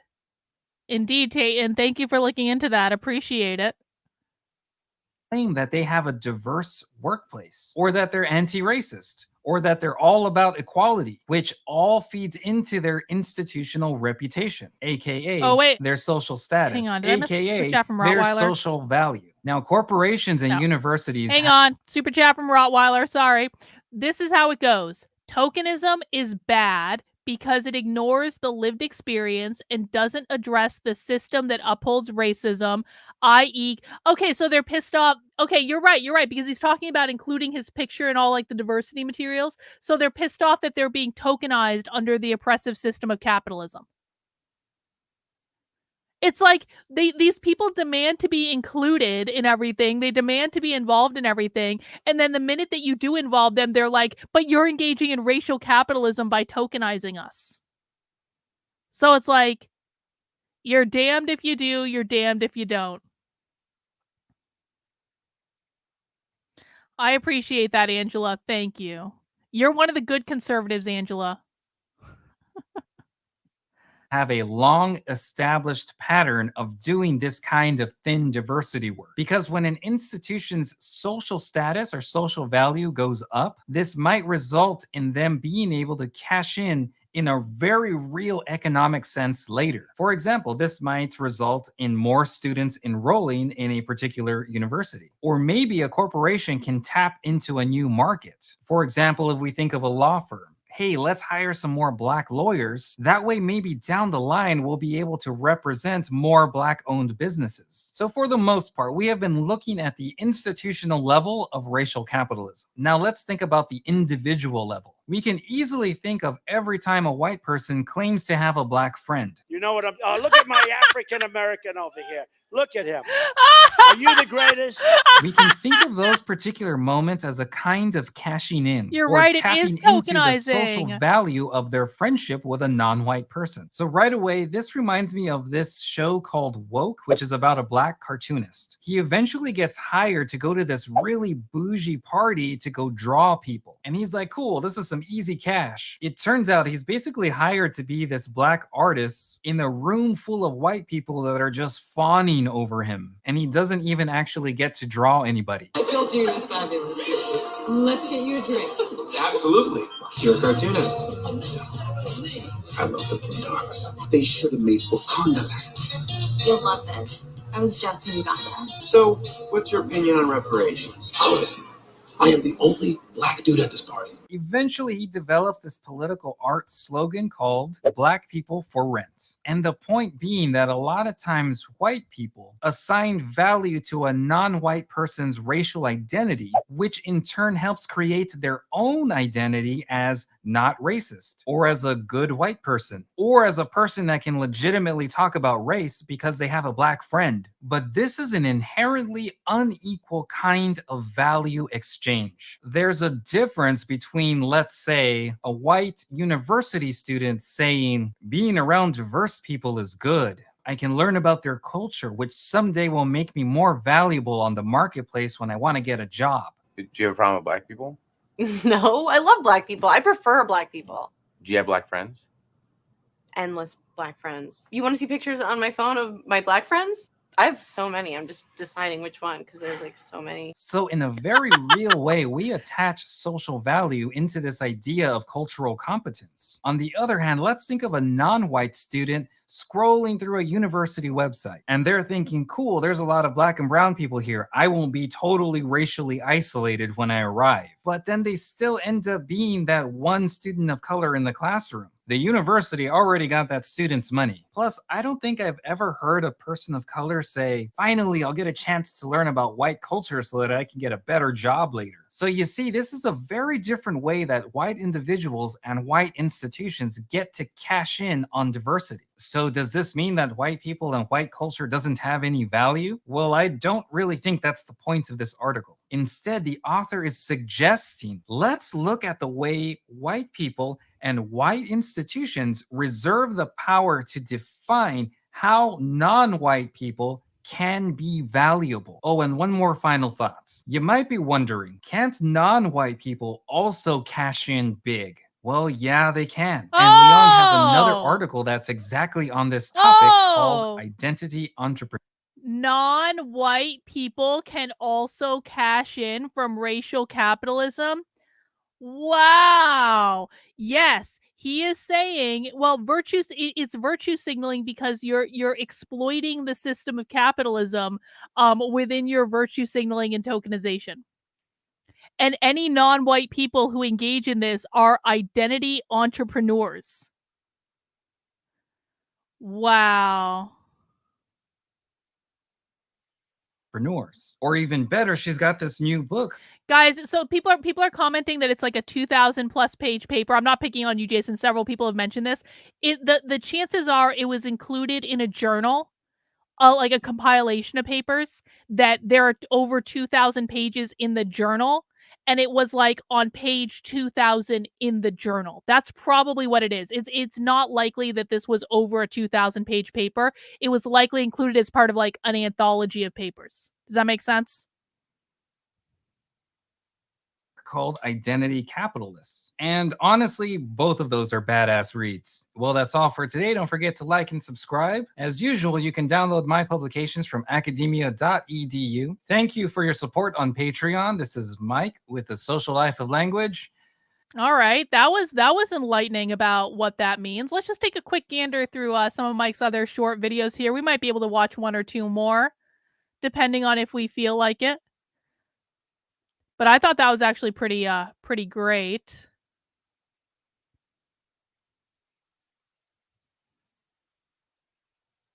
Can I freeze that? Freeze what?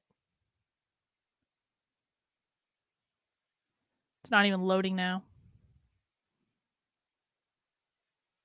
Oh, hang on. Let me go back real quick. Hang on.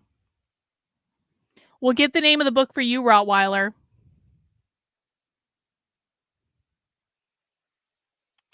Hang on, we'll go back to the end. The book are you talking about in the language gap, or is he to do another book? Oh, shit. This is freezing now. Well, Rottweiler, let me do this. Why don't I pop the link to the video in the chat? There you go. And that way you can go and figure it out. Because my computer is not cooperating. Does that work? Okay, God fucking damn it. Why is this doing this? Why isn't it loading? Why isn't my internet working? No, I don't want to go back here. I want to go back to his YouTube page.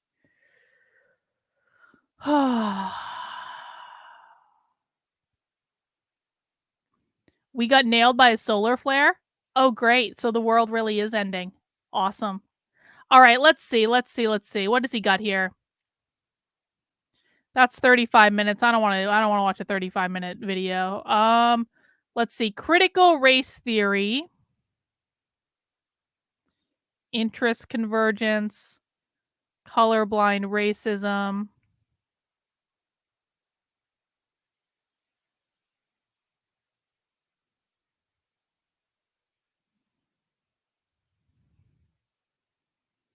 Hang on.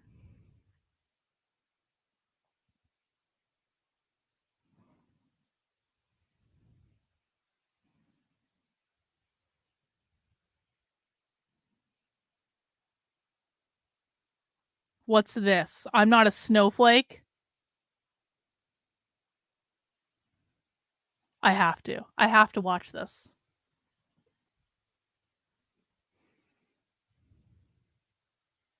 Crybabies and snowflakes. What is this about? What is this about?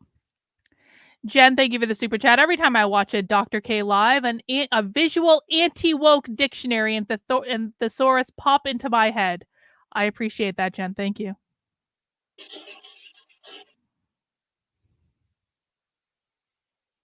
Welcome back, word nerds. Mike here with the Social Life of Language, making complex theory simple but never simplified. If you think that sounds cool, hit that subscribe button now. Today we'll be looking at a chapter from the book Language in the Trump Era, edited by Janet McIntosh and Norma Mendoza Really? Denton. And we'll be looking at Janet McIntosh's chapter entitled Crybabies and Snowflakes, as in that super popular right-wing accusation of liberals supposedly crying about everything.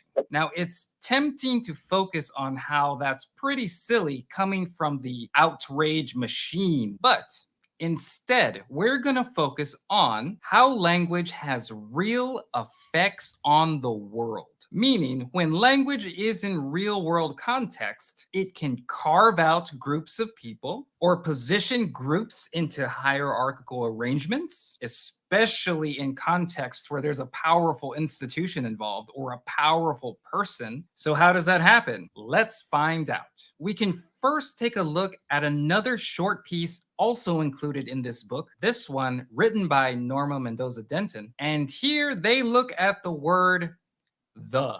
Yeah, the. This word can assist in carving out groups of people. It can even assign you to being either inside a group or outside a group. I'll give you an example. If I say Hispanics are awesome, I could be including myself in that group or not. Also, a non-Hispanic person can say that relatively unproblematically. Now, if I say the Hispanics are awesome, suddenly it becomes likely that I'm not actually in the group.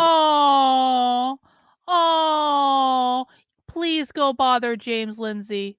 Please go bother James Lindsay. Thank you for giving me permission to just ban you from the channel instead of timing you out. You can go drive. I promise you, James Lindsay's going to tell you all the well, no, James Lindsay's not going to tell you shit because James Lindsay's never going to interact with you. James Lindsay's never going to speak to you. He's never going to answer your questions. He's never going to lay it all out like I did. So you can go complain and whine in James Lindsay's comments. You won't be missed because you had an entire community of people that were trying to teach you, that went through great fucking pains to try to teach you, and you didn't listen and continued to whine and whine and whine and whine and whine and whine.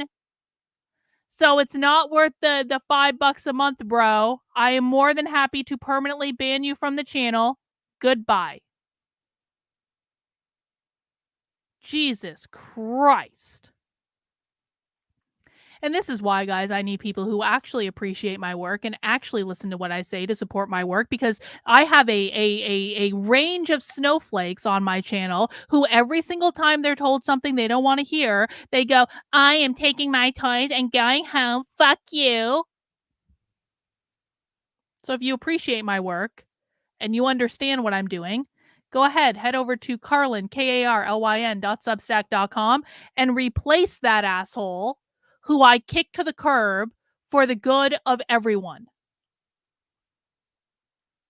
I'm talking about. It's more like I'm talking about them, the Hispanics. That word the effectively drew a box around this group of people, and it draws boxes around lots of groups of people. For example, the gays, the blacks, the Hispanics, the Democrats. When I talk like that, it sounds like I'm making sure that you don't confuse me for being actually a part of that group. And also, it's making sure that you know those groups exist. That is building reality through language. This is just one way that tiny social divisions emerge. Sometimes they can emerge through little words, but sometimes it's highly visible when it happens. If I were to say white people, then I were to say the whites, you know that I am not in there. I'm talking about this other group that I'm not a part of. And, well, Trump is pretty notorious for using this linguistic technique. We won the evangelicals. We won with poorly educated. I love the poorly educated. 46% with the Hispanics. 46%. I have a great relationship with the blacks. I've always had a great relationship with the blacks. The blacks. Some of my best friends are black. Oh, you people. Oh, that one. So now that we see that language in context can create social groups, let's talk about McIntosh's article, which is about creating that group often referred to in right-wing media as crybabies and snowflakes. So we've been talking about how language is not just to describe things. As in the word tree represents the thing tree. Language does that, but not only that. Or as McIntosh says, language does things, and it can be mobilized to reshape social relations. Just like the idea of a snowflake. When you use the word snowflake, you will probably take up a stance or an attitude towards something. For example, let's say I'm in a coffee shop and I call someone a snowflake. They could perceive me as taking up a conservative stance. See, that insult. You know what's funny is even with that guy canceling his membership, I definitely have more members on my Substack than I did when I started the stream. So thank you guys for joining my Substack and supporting my work so I can kick out losers who don't listen. I really do appreciate it. It's for the sanity of all of us. Just think about what I would be like and how much bullshit I would have to shill if I had to pander to the lowest common denominator. I'm just saying. Pushed that person into a defensive stance. And just like that, we are building the reality of that coffee shop. In other scenarios, the word snowflake could be perceived as highly moralistic because when I call somebody a snowflake, I'm implying that they need to grow up. I'm the grown-up, you're the kid. And just like that, I took up a stance of superiority, which, depending on the other person, they might perceive themselves as being pushed into an... Well, no. Ohio State University is just being like dickish about this. And I knew people who, when I worked in higher education, I knew a whole bunch of people who worked at Ohio State University. Do you know that they actually have a t-shirt with a giant fucking "the" on it? Because they really do demand to be called the Ohio State University. They're just being dickish about it. It has nothing to do with any of this. They're just being dicks. An inferior position. Again, language has acted upon the world. Still, in other scenarios, me using the word snowflake when paired with what I look like, big ass beard, rippy t-shirts, that is typically read as hyper masculine. So putting all those signs and messages together could send the message, I'm a tough guy, you're a sensitive little girl. Hang on, I got a super chat from Jen. Dr. K, this guy sounds like the reason why the young are so committed to pronouns and neopronouns. Well, they're committed to that because they learned it in school, and this guy is a professor, so that might not be far off, Jen. I do appreciate the super chat. That is a hierarchical stance that brings in gender. Again, let's say it together. Language acts upon the world.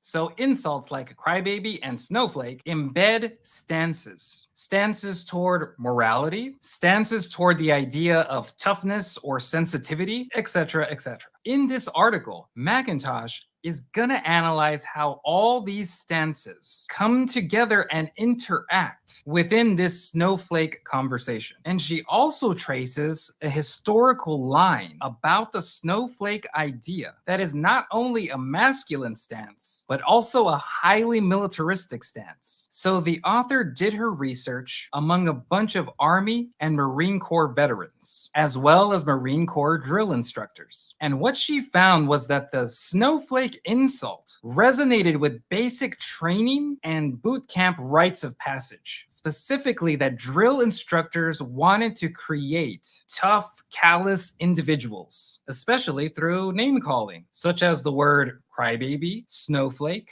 buttercup, pussies, but also simply lady and girl.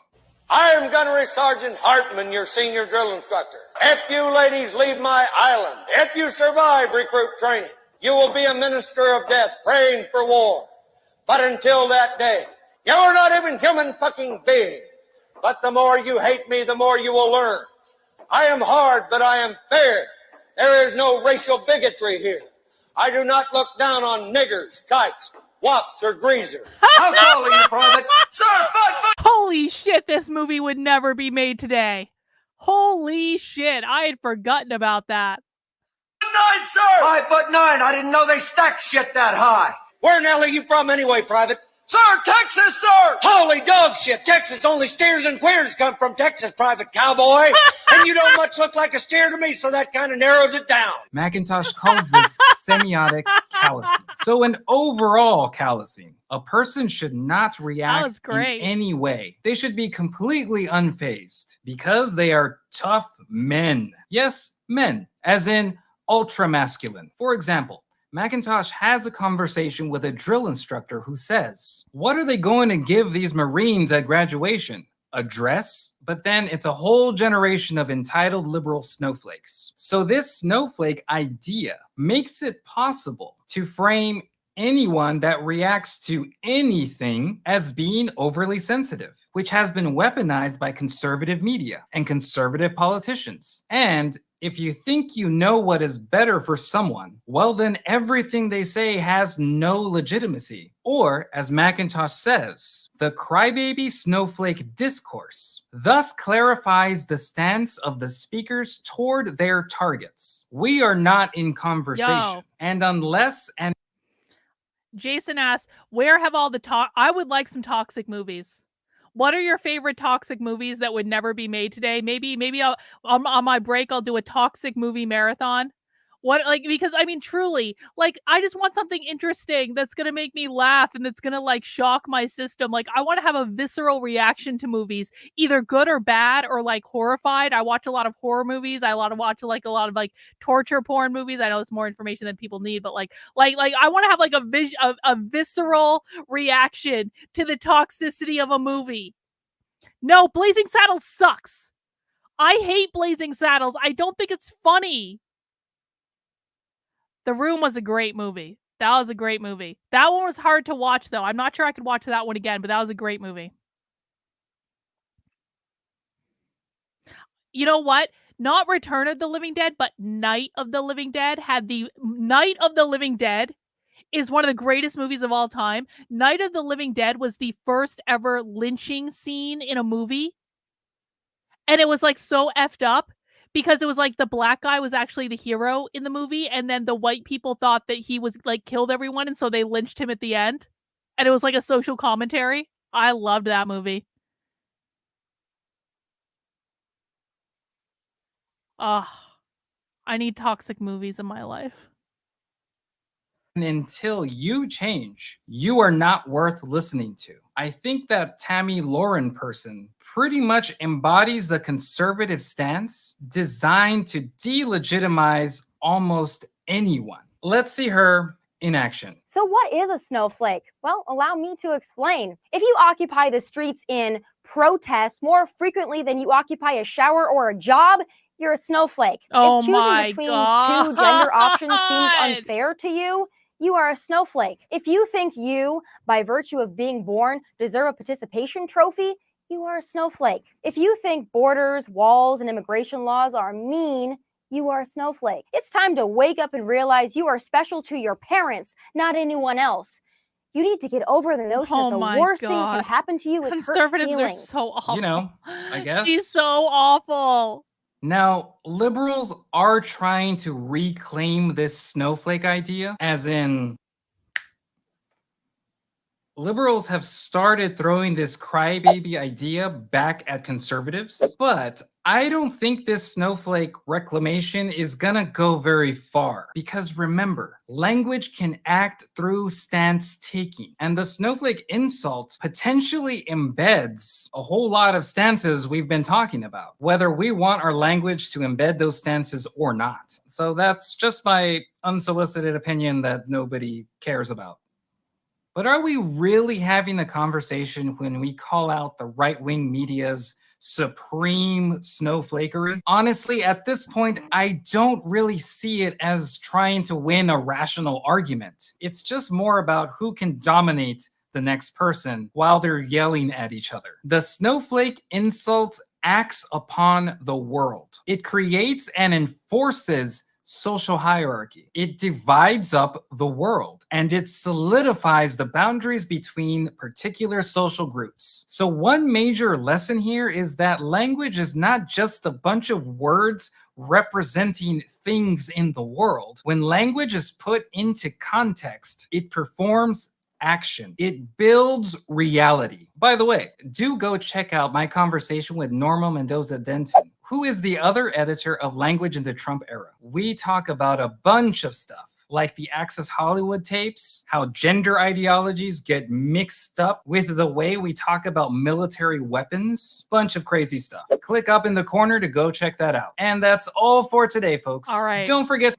I do have a sincere appreciation for the fact that leftists were so perturbed at being called snowflakes that they made it into an academic exercise and wrote a whole paper rationalizing them being called snowflakes and tried to reclaim being called snowflakes and made t-shirts about being called snowflakes and made videos about being like, that's some snowflake behavior. But I have to say, like, what is her name? What is her name? Tommy Lahren? I don't like her either. I think that she's too, like, arrogant, like, pompous, like, it's just like, it's like there are certain conservatives, not all conservatives, but there are certain conservatives that just have that, like, that noise is just like, it's what I think of every time I think of this particular brand of conservative, because it's like, it's arrogant and condescending, but it's also like coming from it's bitchiness for bitchiness sake. It's like low level, it's like low level bad girls club, like idiocracy, like, I'm better than you, but I'm gonna shit on everything you do. I'm better. It's like just lack of understanding, ignorant, just conservative talking point, shilling bullshit. Mean Girl. Yes, it's conservative Mean Girl. That's exactly what the bitchiness of religious superior. That's what it is. I was not able to, like, it's just like the only thing I can think to encapsulate it is like this sound. It's like, It's like, that's what they literally make in my head every time I encounter these people. Catty. Ridiculous. Like a millennial trying to sound like a conservative, or a conservative trying to sound like a smart person or a righteous person. And it's like, oh my gosh, like, shut up. Like, I should have said, I misspoke then. A conservative influencer trying to sound like just shut the fuck up. Seriously. Because we're sick of your shit too. All right, guys, I think that's going to wrap us up. I spent about a third of the stream yelling, but you know what? It was productive. We got a couple people off the channel that we needed to get off the channel because they were driving everyone insane. Here is a promise that I will make to everyone that chooses to stick around my channel. I am not going to allow retards to derail things as much in 2024. I can't do it, man. I will teach people that want to learn, I promise. But it's just like, yo, at some point when someone is being willfully stupid, I can't take it anymore. There is we're very serious about the IQ requirement on my channel. Very, very serious about the IQ requirement on my channel. Indeed. All right. Guys, that's all I have for today. Now, like I said, I will be back for Socialism Saturday tomorrow at 6 p.m. Yes, it will be much healthier for me to get these people away from me. Much healthier indeed. We'll do Socialism Saturday tomorrow at 6 p.m. Guys, I do hope you're able to make it. It will be the last Socialism Saturday of the year. Liquid Marble isn't going to be there, but we'll say happy holidays. Happy holidays to everyone. Like I said, I will probably be doing streams here and there over the next couple weeks, probably more like late night stuff if I feel like it. Like just more like laid back, kind of like I'm going to watch content on the internet anyway, so I might as well like go live with friends sort of stuff. But I will be continuing to update the Substack. I will be doing some other stuff. I've got some big projects planned that I've had on my list for a while that I just haven't been able to get to. So if I don't see you guys, happy holidays. But stick around because there's still going to be some stuff going on. But that's all we have for tonight, guys. Take care. Have a great rest of your day. And thank you, Natalie. I do appreciate it. Thank you, guys. We'll see you soon. Bye.